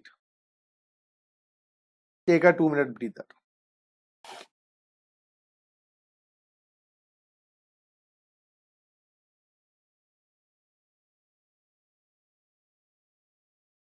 चलिए guys, so you have no queries whatsoever now. Now let's proceed. Now let's proceed. चलिए बच्चों, चलिए income which are exempt, ये है जी section 10 जो आज हम कर रहे हैं ना, सेक्शन 10। पहले section 10 contains income which do not form part of total income, incomes which do not form part of total income, जो इनकम्स टोटल इनकम का पार्ट नहीं है, टोटल इनकम का पार्ट नहीं है, तो नहीं है, डिडक्शन है, एग्जेम्पशन है, बच्चा एब्सेंट है क्लास से, आया ही नहीं, बात ही खत्म। आइए 10(2), sum receive by member out of HUF income, HUF tax दे चुकी है, टैक्स पेड मनी मेंबर्स ने डिस्ट्रीब्यूट किया, मेंबर्स के हाथ में except. 10(10)BC, sum received on disaster, you know. अच्छा एक बार बताइए, नोट्स क्या विजिबल हैं आपको, इनका फॉन्ट आपको विजिबल है या मैं इसको बढ़ाऊं? एक बार ये भी ग्रुप पे डाल दीजिएगा चैट बॉक्स में। ये डिजास्टर हुआ है, मैनमेड डिजास्टर हुआ है, मैनमेड डिजास्टर, रेलवे डिजास्टर जैसे, या नेचुरल डिजास्टर, कोई आपका नेचुरल डिजास्टर हुआ है, उस केस के अंदर yes my dear friends, my dear friend, जो कंपनसेशन सरकार या लोकल अथॉरिटी देती है कैश में, काइंड में, exempt. Sukanya Samriddhi scheme post office में खुलता है, इसमें जो कंट्रीब्यूट करते हो आप उस पे एटीसी है, जो कंट्रीब्यूट करते हो, और जो उस पे पेमेंट मिलेगी आपको वो एग्जेम्प्ट है। Oh that's a good scheme, very good scheme. Scholarship to meet cost of education, any person, कोई भी पर्सन आपको स्कॉलरशिप दे आपकी एजुकेशन के संबंधित, वो एग्जेम्प्ट है, कोई भी दे। अच्छा एम्प्लॉयर दे दे तो बेटा उसको भी एग्जेम्प्ट कर देंगे, लेकिन स्कॉलरशिप वर्ड होना चाहिए। अगर वो एजुकेशन के लिए दे रहा है फिर वो परक्विजिट बन जाएगा। तो अगर एम्प्लॉयर स्कॉलरशिप वर्ड बोला जाए, क्योंकि यहां पर लिखा है ना scholarship to meet cost of education, तो एम्प्लॉयर अगर स्कॉलरशिप दे रहा है that will be exempt. But अगर एम्प्लॉयर एजुकेशन वर्ड लिखा हुआ एक्सपेंसिव दे रहा है तो फिर हम परक्विजिट में। 10(17)A, ये कोई रिवॉर्ड और अवार्ड सरकार के आपको मिल रहा है, क्यों मिल रहा है? मे बी कोई ब्रेवरी का काम किया, कोई बहादुरी का काम किया, या may be national film award, जो भी सरकार के द्वारा अवार्ड्स और रिवॉर्ड्स होते हैं उसका कैश मिले, काइन मिले, सारे एग्जेम्प्ट। ये राजा की हवेली, राजा रजवाड़े खत्म हो गए, राजा रजवाड़े खत्म हो गए, पुरानी कोई हवेली जो पहले भी एग्जेम्प्ट थी 28 दिसंबर 1971 से पहले, तो वो आज हवेली की इनकम भी एग्जेम्प्ट है। हाँ ये हवेली पहले एग्जेम्प्ट, क्योंकि पहले गवर्नमेंट ने इनका टेक ओवर कर लिया था, कुछ हवेली एक आधी छोड़ी थी इनके हाथ में, तो वो हवेली की इनकम एग्जेम्प्ट। 1020 में MCD municipal corporation of Delhi, MCD की इनकम एग्जेम्प्ट। कौन कौन सी बेटा? House property, capital gain, other sources, और ये जो बिजनेस करते हैं पानी बिजली प्रोवाइड करके, वो भी इनकम एग्जेम्प्ट। अच्छा, 1022B में बेटा स्पेसिफाइड न्यूज एजेंसी, जैसे आपने सुन रखा होगा UNI और PTI, United news India, press trust of India, United news India, press trust of India, ये न्यूज कलेक्शन और डिस्ट्रीब्यूशन एजेंसीज हैं। न्यूज इकट्ठा करती हैं, कलेक्ट करती हैं और बेचती हैं अखबार वालों को। आपने नोटिस किया होगा अखबारों में कई जगह तो कॉरेस्पॉन्डेंट का नाम लिखा होता है रमेश सिंह, तो यानी कि वो रमेश सिंह उनका कॉरेस्पॉन्डेंट है। कई जगह न्यूज के नीचे लिखा होता है सोर्स UNI। तो ये इंडिपेंडेंट एजेंसीज है हमारे देश में, न्यूज इकट्ठा करती हैं, क्योंकि अखबार वाले का रिपोर्टर के हिंदुस्तान की हर जगह पे नहीं हो सकता, तो इसलिए उनको भी रिलाई करना पड़ता है न्यूज को बाय करने की। तो ये एजेंसी न्यूज सेल करती है, तो इनकी इनकम एग्जेम्प्ट है। अच्छा, 1023 में प्रोफेशनल एसोसिएशंस, और ये एसोसिएशन यानी principle of mutuality, principle of mutuality, ये शायद मैंने बताया था PGBP करते टाइम पर कि भाई एसोसिएशंस होती हैं, इनकी इनकम एग्जेम्प्ट होती है, लेकिन कुछ इनकम टैक्सेबल है, हाउस प्रॉपर्टी की, निवेश की अगर निवेश कर रहे हैं, और स्पेसिफिक सर्विसेज की। हमने बताया था जनरल सर्विसेज सभी मेंबर्स के लिए, उससे चंदा मिले एग्जेम्प्ट, लेकिन स्पेसिफिक सर्विसेज करके जो चंदा मिले वो टैक्सेबल। उसके बाद 1023C में ये कुछ फंड्स हैं, जैसे prime minister national relief fund, इनकी इनकम एग्जेम्प्ट होती है। हम तो 80G ले लेते हैं, तो ऐसे बहुत सारे फंड्स हैं, बहुत सारी NGOs हैं, एजुकेशन इंस्टीट्यूशंस हैं, हॉस्पिटल्स हैं, जो 1023C में आ गए। हाँ, गवर्नमेंट नोटिफाई कर दिया, नोटिफाई करना पड़ता है गवर्नमेंट को यहाँ पर, तो अगर ये नोटिफाई कर दिए तो उनकी इनकम एग्जेम्प्ट हो जाती है। हाँ हाँ, अगर कुछ आपका कोई चैरिटेबल इंस्टीट्यूशन है, अभी उनकी बात करेंगे। ये अगर आपने कोई चैरिटेबल इंस्टीट्यूशन बना रखा है ना, आप इनकम एग्जेम्प्ट करना चाहते हो, तो वो ये वाली है जी, सेक्शन 11 और 12 में एग्जेम्पशन मिलती है, वो भी करवाऊंगा। आइए नेक्स्ट है बच्चों, नेक्स्ट है 1024, ये लाल झंडे, ट्रेड यूनियंस, गली गली में शोर है, मैनेजमेंट शोर है, तो ट्रेड यूनियंस चंदा इकट्ठा करते हैं मेंबर से, उनकी इनकम एग्जेम्प्ट है। कौन कौन सी? हाउस प्रॉपर्टी इनकम और अदर सोर्सेज की। 1039 में इंटरनेशनल स्पोर्टिंग इवेंट, अंतरराष्ट्रीय खेल का कोई इवेंट कॉन्टेस्ट इंडिया में हुआ है, क्रिकेट का हो, हॉकी का हो, अगर उसमें 2 से ज्यादा कंट्री, विदेश से मोर देन 2 कंट्रीज है इन्वॉल्वमेंट टीम्स की, और इंटरनेशनल बॉडी द्वारा अप्रूव्ड है, जैसे BCCI नहीं ICCI क्रिकेट की है, फीफा फुटबॉल की है, और सेंट्रल गवर्नमेंट नोटिफाई करी इवेंट को, जैसे कॉमनवेल्थ गेम्स हुए थे ना, वो एग्जेम्प्ट करवा दिए गए थे, सो दैट कॉमनवेल्थ गेम्स जो इंडिया में हो, उससे जो भी इनकम ऑर्गेनाइजर्स को होगी वो एग्जेम्प्ट हो जाए, है ना। और ये रिवर्स मॉर्गेज स्कीम है, मैंने बताया था ओल्ड पीपल के लिए, जिनके बच्चे, कैपिटल गेन चैप्टर में बताया था कि जिनके बच्चे ओल्ड पीपल को हेल्प नहीं करते, तो वो गिरवी रखवा देते हैं मकान, हर महीने पैसा मिलता रहता है, और जो हर महीने पैसा मिलता है वो एग्जेम्प्ट होता है, वो लोन ही है, चाहे आपको हर महीने जो ओल्ड पीपल को मिल रहा है, तो that money is a loan that has to be return till their lifetime, it is not to be return but it has to be return eventually, तो whatever money is they are getting is exempt. ये UPSC Union Public Service Commission का जो chairperson है, जो उनके members हैं, कुछ allowances, certain allowances exempt है उनके, not so significant. Infrastructure debt fund, जो इंफ्रास्ट्रक्चर डेट फंड्स हैं, इंफ्रास्ट्रक्चर के लोन्स प्रोवाइड करते हैं, उनको इनकम होती है, वो एग्जेम्प्ट है। ये 1048, 48A, 48B, 48C, ये आपको मिलती जुलती लगेंगी। ये चारों मैं आपको बता दूं तेल से संबंधित है। क्या है? देखिए, any income received in India, अब हुआ क्या था, ईरान पे ना सैंक्शंस लगा दिए गए थे, ईरान पे US के सैंक्शंस लग गए थे कि कोई ईरान से तेल नहीं खरीदे, तो ऐसे हुआ इंडिया ने भी तेल खरीदना बंद कर दिया। लेकिन अब क्यों फॉलो करते हैं गवर्नमेंट? मान लीजिए हमारे तो ईरान के साथ अच्छे रिलेशंस, लेकिन हम क्यों फॉलो करते हैं? क्योंकि अमेरिका का दबदबा है हर जगह, अमेरिका की करेंसी है डॉलर्स। अगर इंटरनेशनल ट्रेड करेंगे, कोई बैंक, हमारा इंडिया का बैंक है, उसकी ब्रांच है, उसकी ब्रांच US में भी होगी, है ना, समझो ना, US एक मार्केट ऐसी है कि हर बंदे को वहां पर एक पीस ऑफ देयर मार्केट चाहिए। तो अगर मान लीजिए ICICI बैंक ईरान के साथ ट्रेड कर रहा है, और ICICI बैंक की US में भी ब्रांच है, या उनके जो उनका एलाइज हैं वहां पर भी ब्रांच है, अमेरिका के तो एलाइज बहुत जगह पे हैं, तो वो आईसीआईसी बैंक पे बैन लगा देगी बाहर की ट्रांजेक्शन्स पर। अब वो तेल खरीद रहे हैं इसलिए इसलिए फिर प्रॉब्लम हो जाती है। तो इसमें लिखा है अब क्या हुआ, तेल खरीद, क्योंकि ईरान का तेल सस्ता भी है, हमें तेल खरीदना भी है और अमेरिका की बात भी माननी है। तो हमने क्या किया, उनको ये बोला कि हम आपको ना रुपए में पेमेंट देंगे। ईरान की तेल कंपनी को बोला हम इंटरनेशनल ट्रेड तो कर नहीं सकते, अमेरिका की चारों तरफ नजर रहती है, हम आपको रुपए में पैसा देंगे, रुपए में, और इंडिया में पैसा देंगे। तो फिर अब इंडिया में पैसा देंगे, वो तो तेल कंपनी के हाथ में, इंडिया में टैक्सेबल हो जाएगा ईरान की तेल कंपनी, तो गवर्नमेंट ने एग्जेम्प्ट कर दिया।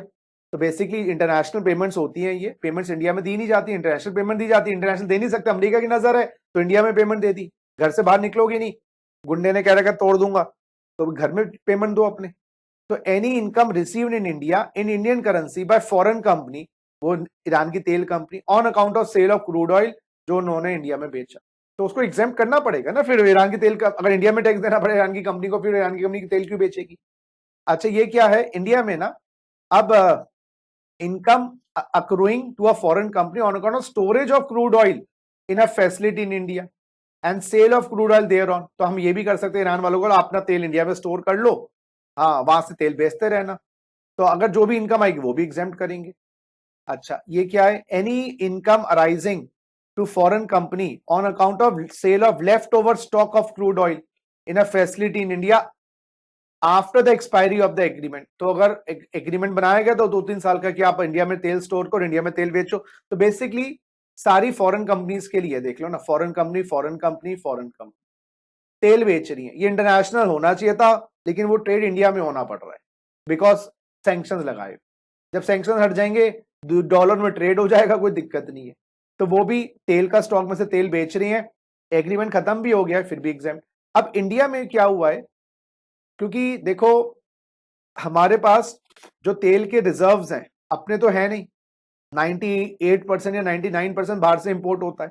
तो इंडिया में ना स्ट्रेटेजिक पेट्रोलियम रिजर्व एसपीआर का कॉन्सेप्ट स्टार्ट हो गया लास्ट के 5-10 सालों से, कि अब इंडिया भी तेल स्टोर करके रख रही है कि भाई इंडिया के साथ इंडिया की वॉर हो जाए एनिमी कंट्री के साथ, तो वही बाहर से तेल हो सकता है आना रुक जाए, तो हमारे पास रिजर्व नहीं होंगे तो देश की जो अर्थव्यवस्था है, ना गाड़ियां चलेंगी ना फैक्ट्रियां चलेंगी, बड़ा मुश्किल हो जाएगा। तो क्या लिखा है, any income arising to Indian strategic petroleum reserve limited. अब इस तेल के रिजर्व्स को मेंटेन करने के लिए कंपनी बना दी Indian Strategic, ISPRL, Indian strategic petroleum reserve Limited, wholly owned subsidiary of oil industry development board as a result of arrangement for replenishment of crude oil stored in the storage facility in pursuit direction. अब देखो तेल रखेंगे, तेल रखे रखे भी खराब हो जाता है। अब वो Indian strategic petroleum reserve company जो इंडिया के तेल के रिजर्व्स को मेंटेन करती है, रखे रखे तेल को खराब हो जाएगा उसको बेचेंगी, उससे जो इनकम आएगी वो भी exam. Nothing contained in this clause shall apply to arrangement if the crude oil is not replenished in with in 3 years from end of the financial year. तो 3 साल के अंदर अंदर उनको उसको रेप्लिश करना है, रेप्लेनिश करना है, उसको बदलना है, और उससे जो भी इनकम होगी वो एग्जेम्प्ट कर दी जाए 3 साल तक, बदल लेना अगर, ये पॉइंट है। ये नई अमेंडमेंट है क्योंकि ग्रे एरिया में है, ठीक है। और 1050, ये 1050 क्या है बेटा, इक्वलाइजेशन लेवी। 1050 क्या है, इक्वलाइजेशन लेवी। सर ये क्या चीज है, मैं इसको ना जब मिसलेनियस टॉपिक्स करवाऊंगा ना दोबारा से 10-50 पे आऊंगा, मैं आपका जब मिसलेनियस पॉइंट्स करवाऊंगा दोबारा से 10-50 पे आऊंगा और दोबारा से इस पॉइंट को बताऊंगा ये है क्या, ठीक। अब सेक्शन 10 की इनकम तो एग्जेम्प्ट कर ली, सेक्शन 11 और 12 में चैरिटेबल संस्थाएं, चैरिटेबल ट्रस्ट की इनकम भी एग्जेम्प्ट होती। क्या कंडीशंस हैं, जैसे मैंने कोई ट्रस्ट बना लिया, अगर इनकम एग्जेम्प्ट करवानी है, to claim exemption of its income under 11-12 a charitable individual fulfil the below conditions. क्या क्या, लॉफुल पर्पस होना चाहिए, अरे मैं ना स्मगलिंग करूंगा, स्मगलिंग से पैसे कमाऊंगा, पैसे से गरीबों में बांटूंगा, भाई ने कहा ये चैरिटी नहीं होती भाई, लॉफुल पर्पस करो पहला। दूसरा, ट्रस्ट का काम चैरिटेबल रिलीजियस पर्पस होना चाहिए, और चैरिटेबल रिलीजियस पर्पस 215 में डिफाइंड है।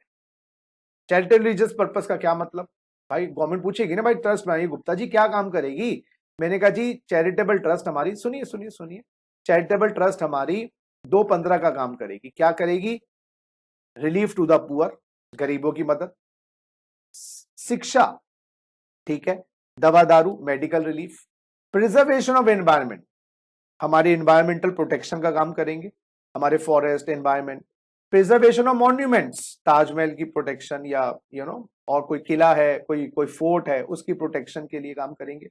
या आम आदमी, जनरल पब्लिक यूटिलिटी, जीपीयू, कुछ भी ऐसा काम करेंगे जिससे आम आदमी की लाइफ में, कुछ भी ऐसा काम करेंगे जिससे आम आदमी की लाइफ में बढ़ोतरी हो।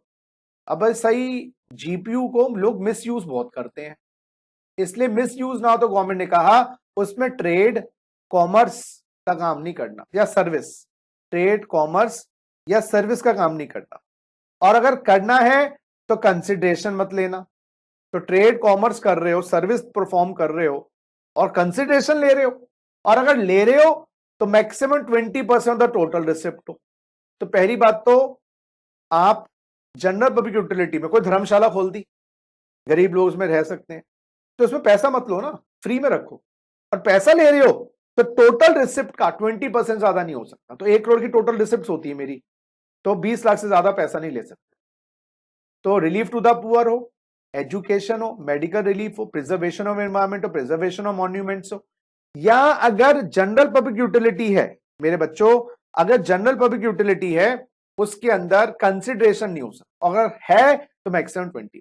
आ जाइए वापस कंडीशंस पे आ जाइए, वापस कंडीशंस पे आ जाइए। तो पहला तो lawful purpose, property should be held under trust, property होनी चाहिए आपके पास, ट्रस्ट आपके ट्रस्ट के नाम से होनी चाहिए। और person receipt of the income, जो ट्रस्टीज होंगे उन्होंने एप्लीकेशन रजिस्ट्रेशन के लिए ट्रस्ट की फाइल कर दी हो principal CIT, principal commissioner of income tax या कमिश्नर के पास, और ट्रस्ट या तो 12AA में रजिस्टर्ड हो या 12AB में रजिस्टर्ड हो। या तो मेरे बच्चे ट्रस्ट 12AA में रजिस्टर्ड हो या 12AB में रजिस्टर्ड हो। यस, एक सेकेंड मेरे बच्चों, 12AB में रजिस्टर्ड हो या 12AA में रजिस्टर्ड। अब ये 12AB क्या है, ये नया सेक्शन आया है, न्यू सेक्शन। कब से आया है? फाइनेंस एक्ट 2000, फाइनेंस एक्ट 2020 से आया है, फाइनेंस एक्ट 2020 से आया है। यस, अभी तक चैरिटेबल ट्रस्ट 12AA में रजिस्टर्ड होती थी। Yes my dear friends, 12AA में रजिस्टर्ड होती थी, लेकिन अब हमारी चैरिटेबल ट्रस्ट 12AB में रजिस्टर्ड होती है। सारा रजिस्ट्रेशन के प्रोसेस को चेंज कर दिया गया है। तो दोबारा रिपीट करें, चैरिटेबल ट्रस्ट है, इनकम एग्जेम्प्ट करना चाहते हैं तो property should be held under trust. Yes, पहली बात, चैरिटेबल रिलीजियस पर्पस होना चाहिए, लॉफुल पर्पस होना चाहिए, और उन्होंने पंजीकरण करवा लिया हो अपना 12AA में, और नहीं तो 12AB में। जितनी भी पुरानी चैरिटेबल ट्रस्ट हैं जो 12AA में रजिस्टर्ड हैं, उनको दोबारा से 12AB में रजिस्टर किया जाएगा। क्योंकि दोस्तों 50-50 सालों से पुरानी ट्रस्टें बनी हुई हैं, पता नहीं उसमें गवर्नमेंट को लगा कि भाई क्या हो रहा है क्या नहीं हो रहा, एक बार दोबारा से हमारे पास आओ, रजिस्टर करवाओ। तो 12AA वाली पुरानी सारी रजिस्टर्ड ट्रस्ट को दोबारा से 12AB में रजिस्टर करवाया गया है। अच्छा, ये जो सेक्शन आया है ये सेक्शन 12(1)AC, ये 12(1)AC है, 12A(1)AC, ये 12A सेक्शन है जहां तक मेरी नॉलेज है। ठीक है, आइए क्या लिखा है, सुनिए मेरी बात, दोबारा से मैं बोलूंगा, समझ लेना, टाइम बहुत है हमारे पास, सिलेबस कम है आज कंप्लीट करने का। पहला चैरिटेबल रिलीजियस ट्रस्ट है, अब चाहते हो उसकी इनकम एग्जेम्प्ट हो जाए, लॉफुल पर्पस 215 का purpose, property held under trust, और ट्रस्टीज अपने आप को पंजीकरण करवा लें। अभी तक 12AA में रजिस्टर्ड होते थे, अब नई रजिस्ट्रेशन तो 12AB में होगी। क्या कहा गया है सुनिए, जितनी भी पुरानी ट्रस्ट 12AA में रजिस्टर्ड हैं, 3 महीने फ्रॉम 1/4/21 उनको रजिस्टर करवाना पड़ेगा, 3 महीने के अंदर अंदर फ्रॉम 1/4/21 दोबारा से। यस, यानी कि जितनी भी चैरिटेबल ट्रस्ट 12AA में रजिस्टर्ड हैं उनको दोबारा से रजिस्टर कराना पड़ेगा। हम चेक करना चाहते हैं, हेरा फेरी बहुत हो रही थी इसमें, तो उसमें अपनी इनकम, ट्रस्ट की इनकम दिखा के एग्जाम कर लेते थे। तो 3 महीने फ्रॉम 1/4/21 मतलब अप्रैल मई जून, 30 जून 2021 तक पुरानी वाली ट्रस्ट। ठीक है। अच्छा, अगर ट्रस्ट सुनो 12 AB में रजिस्टर्ड है, अब नई वाली तो 12 AB में रजिस्टर्ड होंगी। अब जब इनका ये रजिस्ट्रेशन एक्सपायर होगा 6 महीने पहले ही आपको री रजिस्ट्रेशन, अच्छा पहले जो रजिस्ट्रेशन होता था लाइफ लॉन्ग हो जाता था, 10-10 साल 20-20 साल। अब गवर्नमेंट जो रजिस्ट्रेशन करती है ना वो 5 साल के लिए करती है खाली। तो जब आपके 5 साल समाप्त होने वाले हो उससे 6 महीने पहले पहले आप अपने आप को री रजिस्ट्रेशन के लिए अप्लाई कर दें। तो पुराने रजिस्टर्ड ट्रस्ट 3 महीने फ्रॉम 1/4/21 अपने आप को रजिस्टर करवाएं, और जो नई रजिस्ट्रेशन वाली 12 AB वाली हैं उनको 5 साल पूरे होने से भी पहले 6 महीने पहले पहले री रजिस्टर करवाना पड़ेगा। ठीक है। अगर ट्रस्ट प्रोविजनली रजिस्टर्ड है, अभी डॉक्यूमेंट्स फाइल किए, हमने रजिस्टर कर दिया, अभी फाइनल डिसीजन बाद में देंगे, तो 6 months prior to the period of expiry of provision registration और 6 months of the commencement of the activity whichever is earlier. तो ट्रस्ट अगर प्रोविजन रजिस्टर्ड है, अभी हम टेम्परेरीली कर रही है, तो 6 months prior to the expiry of the period of provision registration दिया गया है 2 साल के लिए, तो उसकी 6 महीने पहले या 6 months from the commencement of activity whichever is earlier registration करवाओ, मेन रजिस्ट्रेशन करवाओ। दूसरा, अगर registration of the trust has become inoperative, inoperative मतलब कुछ आपने कुछ कंडीशंस तोड़ी होंगी, तो 6 months prior to the commencement of the assessment year from which registration is sought to be made operative, 6 months prior to the commencement. तो आपको जिस साल से लगवाना है, दोबारा से रजिस्ट्रेशन करवाना है, उससे 6 महीने पहले। अगर ट्रस्ट के ऑब्जेक्ट्स या मेन जो पर्पस है डू नॉट कंफर्म आपकी कंडीशंस, हाँ आपके जो ऑब्जेक्ट हैं वो चेंज कर दिया आपने, ऑब्जेक्ट थे ABCD अब कर दिया DEF, तो 30 दिन के अंदर अंदर अब जब ऑब्जेक्ट चेंज कर रहे हो, हाँ अब री रजिस्ट्रेशन करवाओ। और कोई और केस है तो 1 month prior to the commencement of the previous year आपको रजिस्ट्रेशन करवाना पड़ेगा। अरे गॉश सर ये तो बड़ा कंफ्यूजिंग कर दिया है। हाँ जी, ये रजिस्ट्रेशन का कॉन्सेप्ट बहुत ज्यादा टाइट कर दिया है। अब आप ऐसा ही नहीं, पहले तो चैरिटेबल ट्रस्ट बना लेते थे, तो अलग अलग केसेस में अलग अलग टाइम लिमिट्स हैं, याद रखिएगा। दोबारा मैं बोलूंगा, पुरानी ट्रस्ट 1/4/31 मार्च 21 तक सब री रजिस्टर करवाओ। हाँ जी, उसके बाद ट्रस्ट अगर 12 AB में रजिस्टर्ड है तो बेटा 6 मंथ्स एक्सपायरी से पहले पहले। प्रोविजन रजिस्टर्ड है उसकी टाइम लिमिट अलग है। ट्रस्ट अगर इनऑपरेटिव हो गई है, कुछ लॉ तोड़ा है, तो भाई जब आपको दोबारा से लागू करना है तो 6 महीने पहले। अब ऐसा नहीं है कि आप स्टार्ट कर दोगा। ट्रस्ट अगर अपने ऑब्जेक्ट चेंज कर रही है तो ऑब्जेक्ट चेंज होने के 30 दिन में रजिस्टर करवाओ दोबारा से। और normal other case, general case में 1 महीना पहले पहले जिस साल से लगवाना चाहते हो आपको अप्लाई करना पड़ेगा। अब सर सुनो, आपने अप्लाई कर दिया, ठीक, बहुत अच्छी बात। उसके बाद आपकी अगर टोटल इनकम बिना एग्जेम्पशन लिए, एग्जेम्पशन लिमिट से ऊपर, सर कौन सी एग्जेम्पशन लिमिट देते हैं? 2.5 लाख की देते हैं बेटा ट्रस्टों को, 2.5 लाख की लिमिट होती है। सर टोटल इनकम कितनी है? सर टोटल इनकम है हमारी 10 लाख, और एग्जेम्पशन ले लेंगे तो 10 के 10 लाख जीरो हो जाएगी। तो गवर्नमेंट कहती है बिना एग्जेम्पशन लिए अगर तुम्हारी टोटल इनकम, एग्जेम्पशन लेने के बाद तो इनकम जीरो हो ही जाएगी क्योंकि इनके 100% एग्जेम्प्ट होती है इनकम, कुछ कंडीशंस पूरी करनी होती है वो भी बताऊंगा मैं।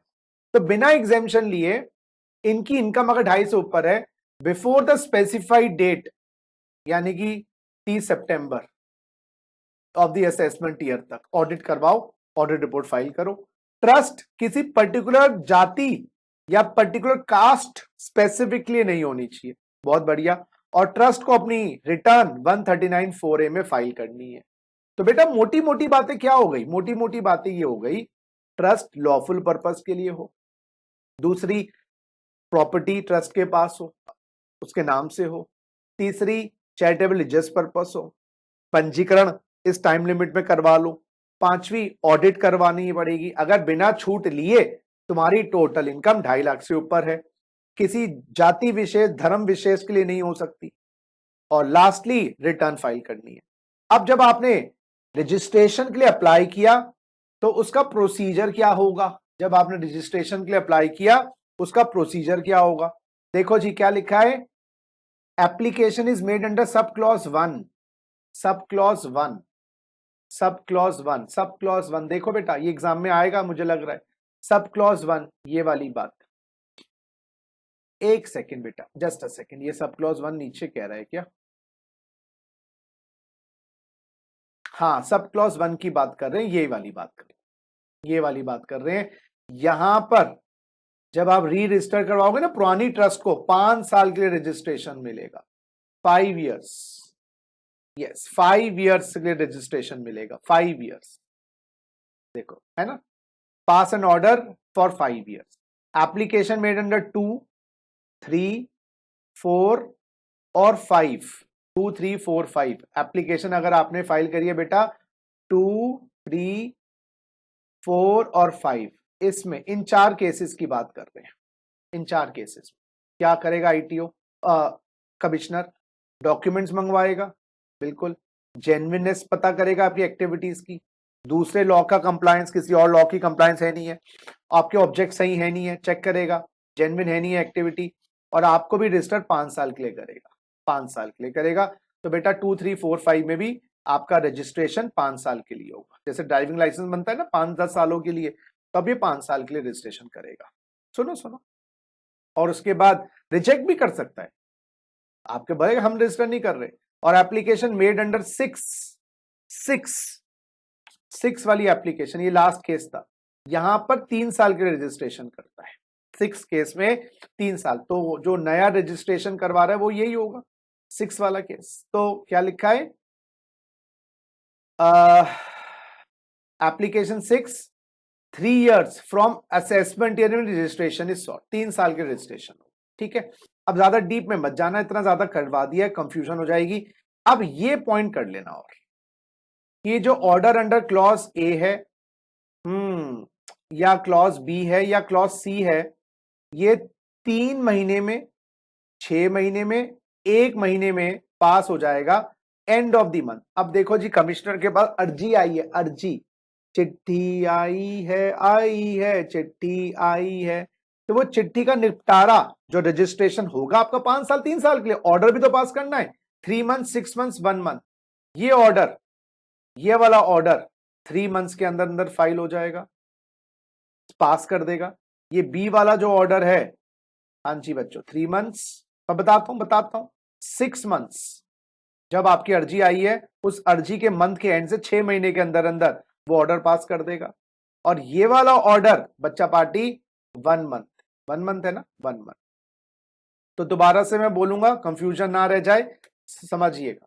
अगर आपने एप्लीकेशन फाइल करी है क्लॉज 1 वाली, वो जो वाली थी एप्लीकेशन थी, वो 5 साल के लिए ऑर्डर, 5 साल के रजिस्ट्रेशन करवाएगा।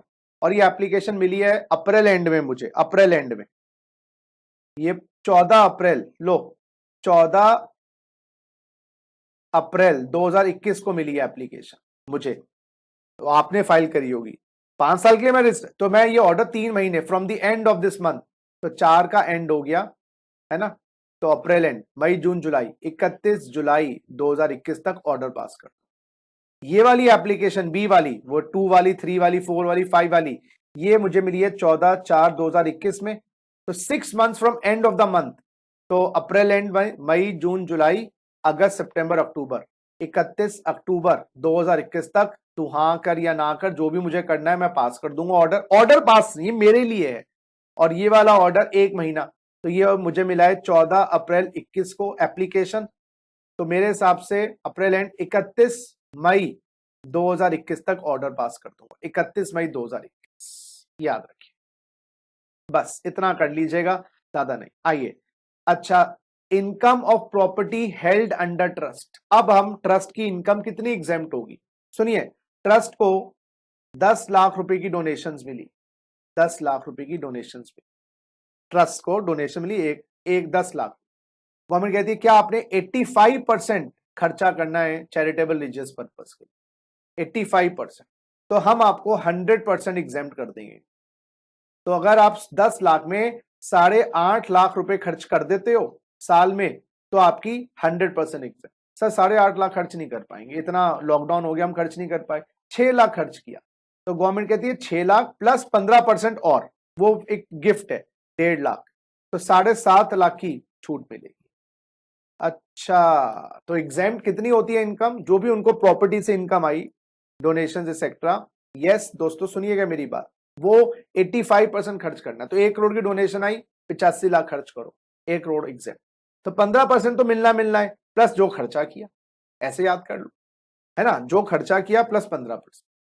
अच्छा, अगर कोई डोनेशंस मिली हैं कॉर्पस के लिए मिली है, कॉर्पस के लिए मिली है मीन स्पेसिफिक पर्पस है, बिल्डिंग के लिए बनी है या प्याऊ के लिए बनी मिली है, वो फुली एग्जेम्प्ट होती है।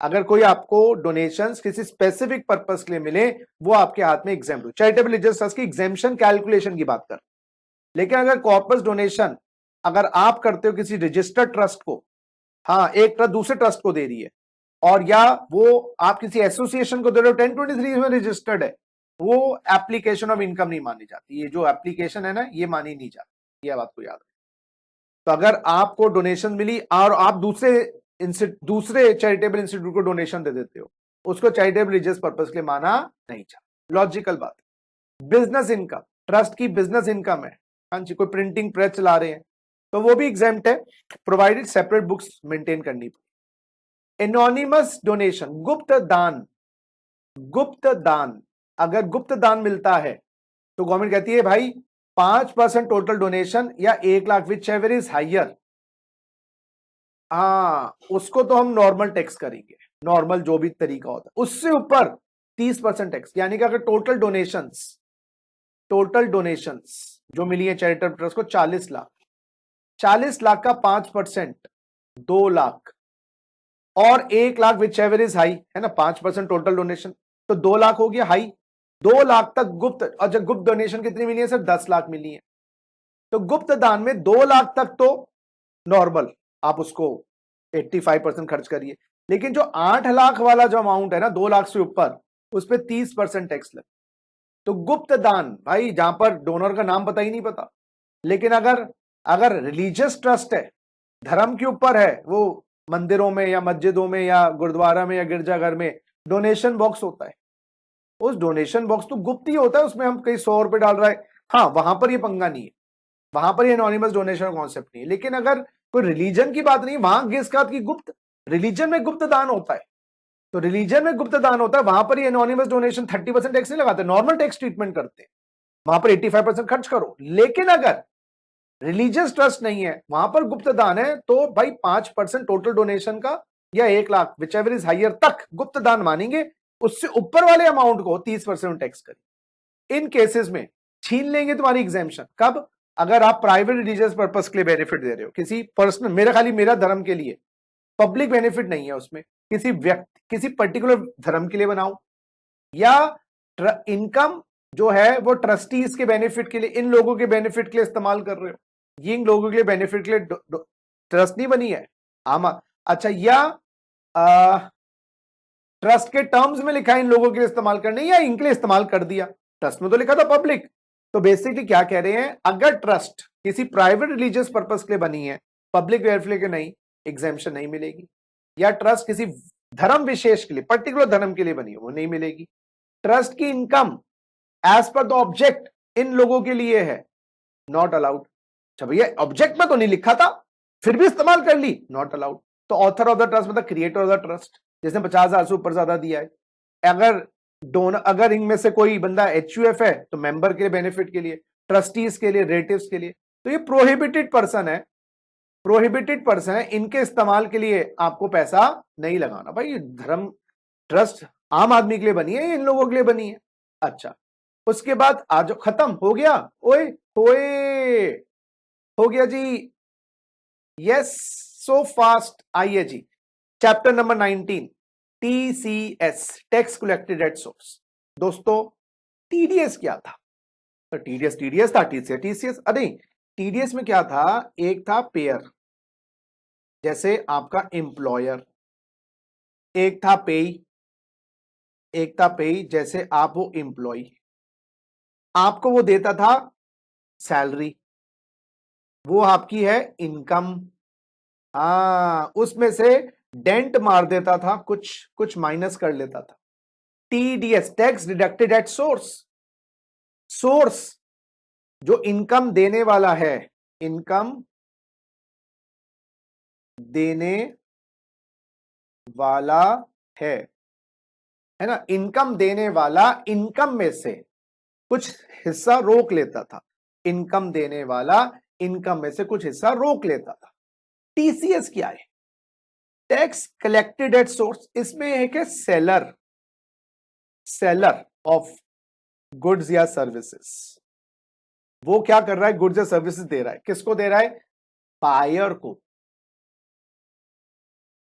हाँ, अब बायर क्या करेगा? बायर भैया पेमेंट देगा, चीजें खरीद रहा है, उस पेमेंट पे साथ कुछ एक्स्ट्रा अमाउंट टीसीएस चार्ज करेगा। हाँ, क्या आपको उस बाय कर रहे हो ना, मुझसे खरीद रहे हो ना, ये एक्स्ट्रा अमाउंट 1% 5% एक्स्ट्रा देना पड़ेगा।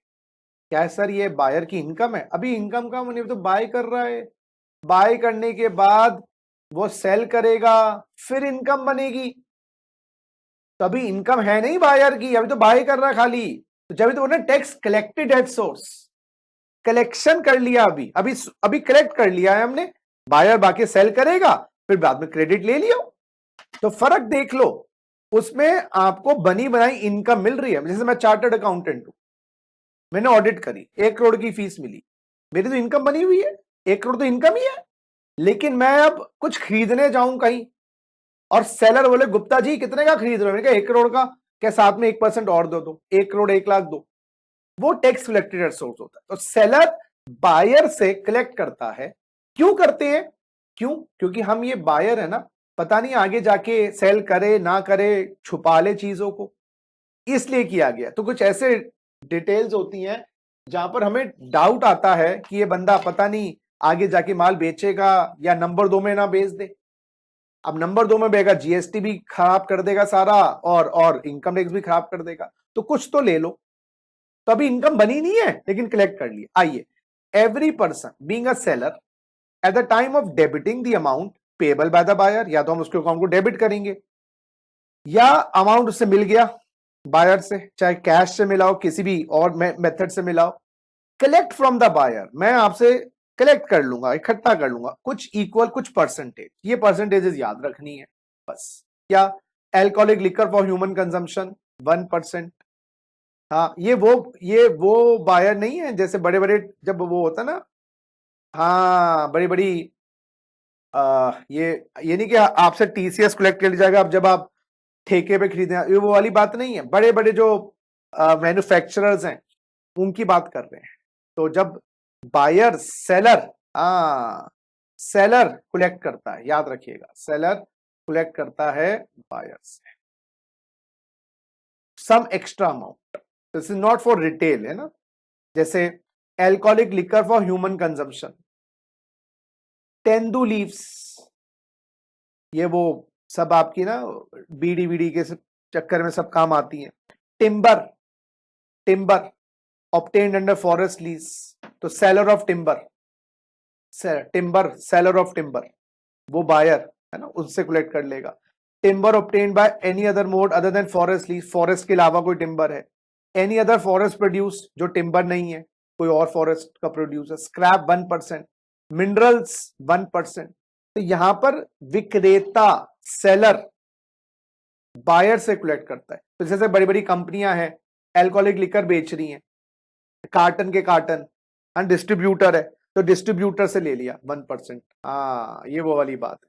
तेंदू लीव सेलर, तो यानी कि कहीं ना कहीं ये तेंदू लीव, वो पान और ये सब पत्तियां होती है ना, तंबाकू इत्यादि की पत्तियां। तो टिम्बर फॉरेस्ट लीज, टिम्बर आपके फॉरेस्ट है, उसमें से टिम्बर आप बेचते हो, तो बायर है कोई लकड़ी की कंपनी है, उससे रिकवर कर लेते हो।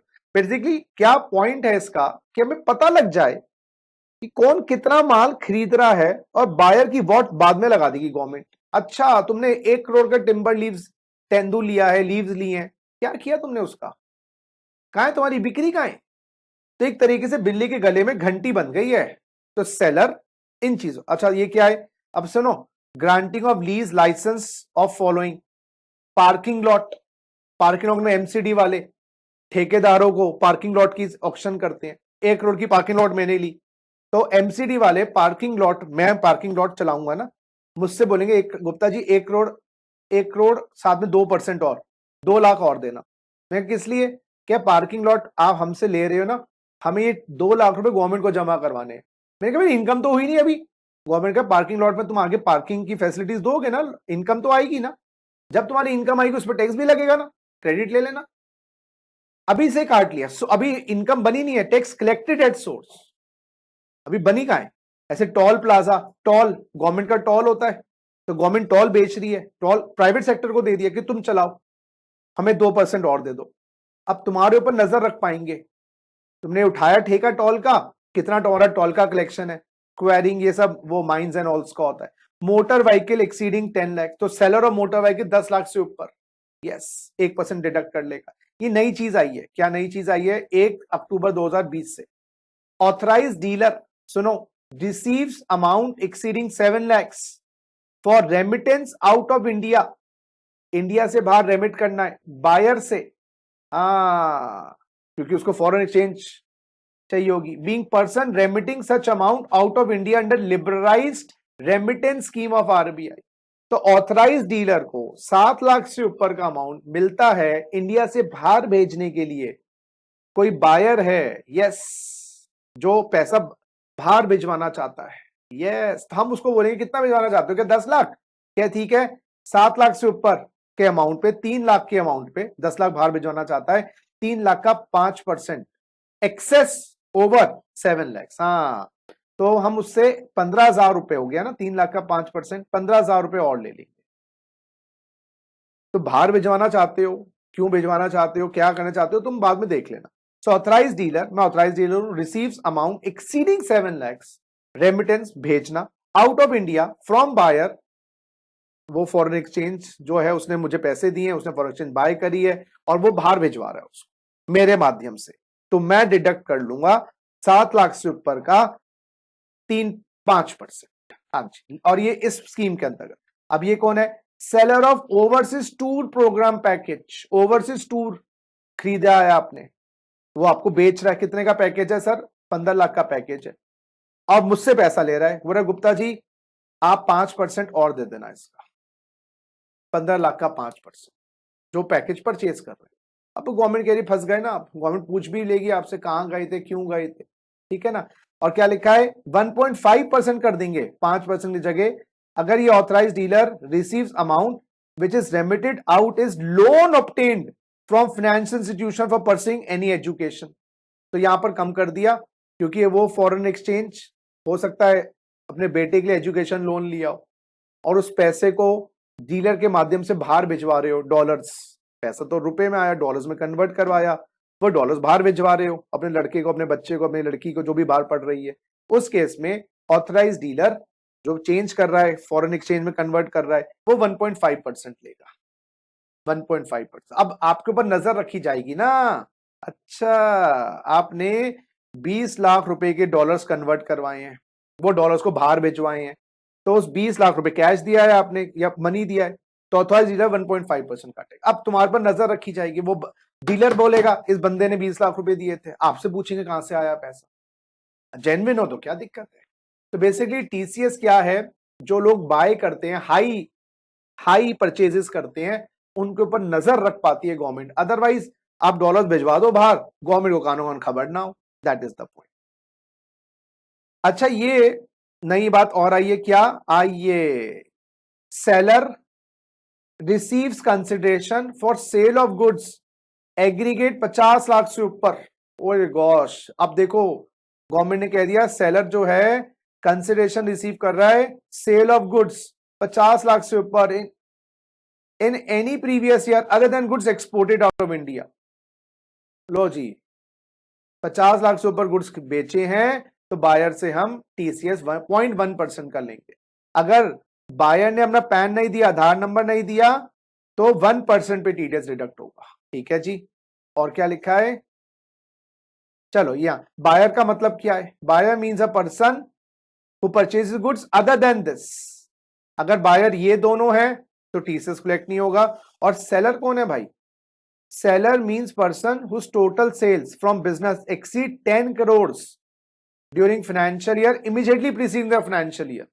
इस फाइनेंशियल ईयर से पहले वाले फाइनेंशियल ईयर में आपकी 10 करोड़ से ऊपर की टर्नओवर थी, and not being a person as the central government specified. कुछ ऐसे पर्सन गवर्नमेंट स्पेसिफाई कर सकती है जिसपे सैलरी से डिडक्ट नहीं करेगा, अदरवाइज 10 करोड़ से ऊपर की टर्नओवर है।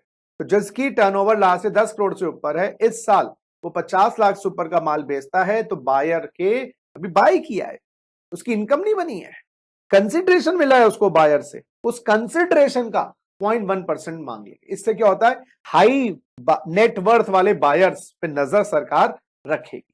ये अब 50 लाख से ऊपर किसी को भी माल बेचोगे, यस, आपको टीसीएस कलेक्ट करना पड़ेगा। अच्छा, और टीसीएस में बोल रहे हैं जी, अगर आपको बायर अपना परमानेंट अकाउंट नंबर नहीं देता है तो ट्वाइस रेट कर देना और 5% विच एवर इज हाइयर। अच्छा, अगर बायर आपको अपना परमानेंट अकाउंट नंबर ना दे तो ट्वाइस रेट कर देना। जो रेट्स है ना, सुनो मेरी बात, ये जो रेट्स है ना बच्चों, ये जो भी रेट्स बताए गए हैं इनके डबल हो जाएंगे रेट, और 5% which ever is higher, 5% which ever is higher. लेकिन यस, इस केस में 206CC के अंतर्गत 1% ही कटेगा, 5% नहीं करेंगे। तो 0.1% का डबल करोगे तो 0.1% का डबल 0.2 होता है ना, 0.1 प्लस 0.1 0.1, तो 5 इसको 1% ही रखिए। तो इस केस में 206CC वैसे तो 5% कर देता है टीसीएस, डबल द रेट, और 5 इस केस में 1% रहेगा, ये बात याद रखिए। अब कोविड की सिचुएशन थी लास्ट ईयर, यस, तो ये टीसीएस के रेट 14/5 से 31/5/21 के बीच में रिड्यूस कर दे गए। जो 5% तेंदु का 4.25, 2.5% 1.875, यानी कि 25% रिड्यूस कर दिए गए। 2.5 1.875, 2.5 1.875, स्क्रैप 1.75, मिनरल ओल ये 0.75, 2% 1.5, 2% 1.5, 2% 1.5, 1% 1, और ये 0.75 जो सेल ऑफ गुड्स का नया सेक्शन आया है 0.75। बोलो जी, क्लियर बात बच्चों पार्टी, ये याद कर लीजिए। आइए miscellaneous sections, chapter number 20 miscellaneous sections. ये क्या है सर? अरे आपको याद होगा 194A हमने जब आईयूएस किया था, जब बात करी थी 40,000 से ऊपर बैंक पेमेंट दे इंटरेस्ट की तो टीडीएस काटती है, बिल्कुल सही सुना था सर आपने। और नॉन बैंक दे तो सर 5,000 से ऊपर टीडीएस काटती है ना, ये बात करी थी हमने। अगर अच्छा, कौन सा ब्याज? एफडी का ब्याज एग्जांपल ले लो, एफडी के ब्याज में 40,000 से ऊपर टीडीएस है। अब बैंक वाले 30,000 का ब्याज दे रहे हैं एफडी का मुझे, तो टीडीएस काटेंगे? नहीं सर, क्यों काटेंगे? 40,000 की तो एग्जेम्पशन है। लेकिन दोस्तों, सरकार इतना तंत्र फैला चुकी है कि अब इस केस में बैंक वाले एफडी के ब्याज पे 30,000 का दे रहे हैं, टीडीएस तो नहीं काटेंगे 194A में, लेकिन इंफॉर्मेशन गवर्नमेंट के पास भेज देंगे, गुप्ता जी ने 30,000 कमाए।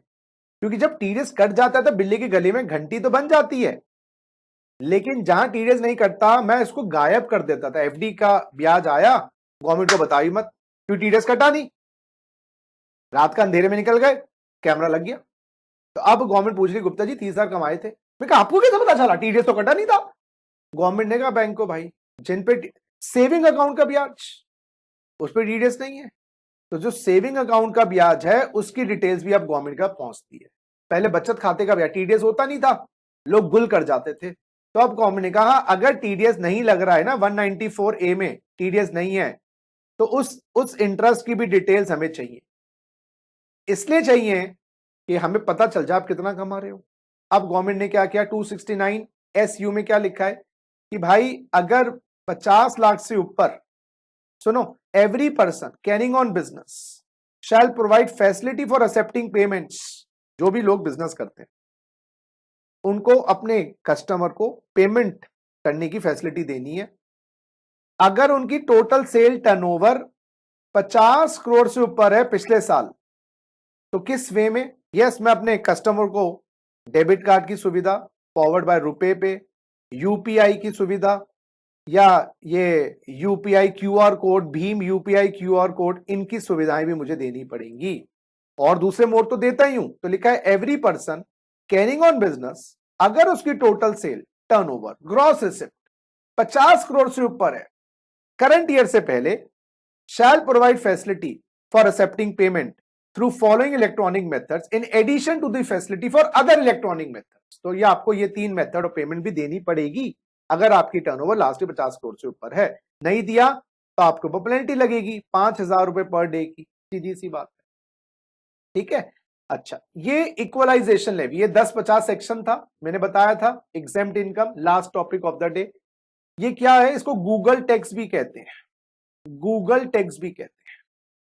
दोस्तों क्या होता है, आप इंडिया में बैठे बैठे फेसबुक को, गूगल को पैसा देते हो एडवर्टीजमेंट के लिए और बहुत ऐसे प्रोसेसेस के लिए। अब गवर्नमेंट कहती है भाई गूगल बाबा आपको जो पेमेंट्स मिल रही है ना वो इंडियन रेजिडेंट से मिल रही है, तो वो इंडियन रेजिडेंट्स 1 लाख से ऊपर अगर पेमेंट दे रहे हैं ना आपको, 6% टीडीएस नहीं बोलेंगे, टैक्स लेंगे आपसे। तो equalisation levy shall be charged at 6% if consideration greater than 1 lakh for specified services received, मैं मिल रहा हूं ना, by a person being a non resident from, हाँ नॉन रेजिडेंट को मिल रही है, गूगल को मिल रही है, और या इंडिया से तो कमा रहे हैं ना, वो पेमेंट तो बाहर है, तो गूगल को मिल रही है, फेसबुक को मिल रही है, और कहां से मिल रही है, रेजिडेंट वाले लोगों से, हमारे देश के रेजिडेंट से मिल रही है जो बिजनेस प्रोफेशन कर रहे हैं, थैंक गॉड। तो अगर मैं कॉमर्शियल पर्पस के लिए उनकी सर्विस ले रहा हूं, या किसी नॉन रेजिडेंट से मिल रही है जिसका इंडिया में पीई है, जिनको इंडिया में ऑफिस है, तो गूगल एक नॉन रेजिडेंट है, फेसबुक एक नॉन रेजिडेंट है, उनको पेमेंट मिल रही है इंडिया के रेजिडेंट से जो इंडिया में बिजनेस प्रोफेशन कर रहे हैं, या इंडिया के नॉन रेजिडेंट से जिनका इंडिया में ऑफिस है। 1 लाख से ऊपर 6% इक्वलाइजेशन लेवी होगा। इस बार ये इक्वलाइजेशन लेवी, सुनो मेरी बात, सुनो और डिटेल में जा रहे हैं। 165A ये इनकम टैक्स एक्ट का नहीं है, आपका फिनेंस एक्ट के सेक्शन है। 1/4/20 से इक्वलाइजेशन लेवी बहुत बुरी तरह से बढ़ा दिया गया है, 2% कर दिया गया है। सुनिए, अगर कंसिडरेशन रिसीव हो रही है ई कॉमर्स ऑपरेटर को, ई कॉमर्स ऑपरेटर कौन बेटा, अमेजन है ना, from E commerce supply, India में वो ई कॉमर्स सप्लाई करते हैं, कहां से पैसा मिल रहा है, रेजिडेंट से पैसा मिल रहा है, या non resident in specified circumstances, या to person who bye such goods और सर्विसेज, और तो मोटा मोटा ई कॉमर्स ट्रांजेक्शन्स पर, यस ये जो अमेजन है इनको जो पेमेंट्स मिल रही हैं उन पर भी इक्वलाइजेशन लेवी लग गया है। अब समझना मेरी बात, बहुत डिटेल चीज है, ज्यादा मैं कंफ्यूज नहीं करना चाहता आपको, तो मैं आपको क्या समझाना चाह रहा हूं, 2% ऑफ द कंसिडरेशन। लेकिन इसमें छोटी छोटी बात देखना जरा, equalisation levy under sub section 1 shall not be charge where e commerce operator, that is Amazon, making और प्रोवाइडिंग ई कॉमर्स सप्लाई और services has a P in India, Amazon वालों के इंडिया में ऑफिसेज हैं, तो फिर ये इक्वलाइजेशन लेवी नहीं लगेगा। और ई कॉमर्स सप्लाई उससे रिलेटेड है तो फिर कोई दिक्कत। तो अमेजन इंडिया अगर ई कॉमर्स कर रही है कोई प्रॉब्लम, अमेजन यूएस कर रही है और इंडिया में उनको कोई ऑफिस नहीं है तो प्रॉब्लम। और इक्वलाइजेशन लेवी अगर 165 में ऑलरेडी है, अगर वो ऑलरेडी 165 में आ गया तो वहां ही चला जाओ, फिर 165A का क्यों लगेगा, लॉजिकल बात है, बिल्कुल लॉजिकल बात है बेटा। और तीसरी बात समझो मेरी बात, थोड़ा सा कॉम्प्लिकेटेड है लेकिन sales turnover gross receipts as the case may be of the e commerce operator from the e commerce supply is less than 2 crore, तो मिनिमम ई कॉमर्स ऑपरेटर्स की सप्लाई इंडिया में मिनिमम अगर 2 करोड़ है तो इक्वलाइजेशन लेवी लगा दिया गया है। यस उनको देना पड़ेगा कितना परसेंट, 6%, सॉरी गाइस 2%। तो दोबारा पढ़ो, equalisation levy shall be charged at 2% of the amount of consideration received or receivable by the e-commerce operator from e-commerce supply or services made or facilitated by it to Indian residents, to non-residents as mentioned in circumstances of subsection 3। non-resident से भी payment मिले तो non-resident से जो payment मिले वो ये वाली, आई सपोज ज्यादा डीप में जाने की मुझे नहीं लगता आपको करने की जरूरत है, क्योंकि अगर आएगा भी तो ये वो वाली बात है कि मोटा मोटा बात समझ लो। तो नॉन रेजिडेंट स्पेसिफिक केसेस और to person who bye such goods और सर्विसेज और यूजेस आईपी एड्रेस, इंडिया के आईपी एड्रेस वाले उनकी सर्विसेज को एक्सेस करते हैं। तो बेसिकली यही अब इंडिया और यूएस के बीच में झगड़े का कारण हो रहा है कि आपने जब हमारी फॉरेन एंटिटीज पे इक्वलाइजेशन लेवी लगा रहे हो, टैक्स लगा रहे हो, तो हम इंडिया के इंपोर्ट्स पर भी इंपोर्ट ड्यूटी लगाएंगे। तो बेसिकली मोटा मोटा दोबारा मैं रिपीट करूंगा, 165 के अंदर अगर 1 लाख से ऊपर स्पेसिफाइड सर्विसेज के लिए 6% इक्वलाइजेशन लेवी लगेगा। यस, रेजिडेंट इन इंडिया वो बिल्कुल उनसे पेमेंट मिलती है, या नॉन रेजिडेंट से मिलती है जिसका इंडिया में पीई है। समझिए मेरी बात। चलिए, और दूसरी बात 165A में ई कॉमर्स ऑपरेटर इंडिया में ई कॉमर्स सप्लाई करते हैं, ई कॉमर्स ऑपरेटर इंडिया में ई कॉमर्स सप्लाई करते हैं, रेजिडेंट्स को करते हैं, नॉन रेजिडेंट्स को करते हैं स्पेसिफिक केसेस में, या जो इंडिया के आईपी एड्रेसेस को, चाहे वो रेजिडेंट ना हो, IP address internet protocol address India का है, तो वहां पर भी इक्वलाइजेशन लेवी लगेगा। ये इक्वलाइजेशन लेवी लगेगा। सुनिए मेरी बात। अब आइए 1050 में। 1050 क्या कहता है? स्टार्टिंग में मैंने कहा था आपको बतानी है बात। 1050 अब ये पढ़ना जरा। एनी इनकम, बिल्कुल सही, फ्रॉम स्पेसिफाइड सर्विसेज 165 वाली, यस, या arising from E commerce supply under 165A, और उस पर अगर इक्वलाइजेशन लेवी लग गया है, उसके अलावा उन पे कोई और टैक्स नहीं लगेगा, तो फिर वो इनकम एग्जेम्प्ट हो जाएगी। यस, तो इक्वलाइजेशन लेवी 165A वाला या 165A वाला अगर लागू हो गया है गूगल बाबा पे, फेसबुक बाबा पे, अमेजन बाबा पे, तो उनको वो इनकम एग्जेम्प्ट हो जाएगी, उसके अलावा उन पे कुछ टैक्स लगाने की जरूरत नहीं है। हाँ, इंडिया में उनका पीई है ऑलरेडी। ये बेसिकली पकड़ना किसको चाह रहे हैं? वो नॉन रेजिडेंट एंटिटीज जो बाहर हैं, जिनका इंडिया में ऑफिसेज नहीं है, इंडिया से कमा रहे हैं बैठे बैठा, उनको पकड़ना चाह रहे हैं। अगर इंडिया में उनका परमानेंट एस्टैब्लिशमेंट है फिर कोई दिक्कत नहीं। चलो, तो दोस्तों अब मैं अपने आज के सेशन को, इतना काफी है, ज्यादा डिटेल में जाने की जरूरत नहीं है।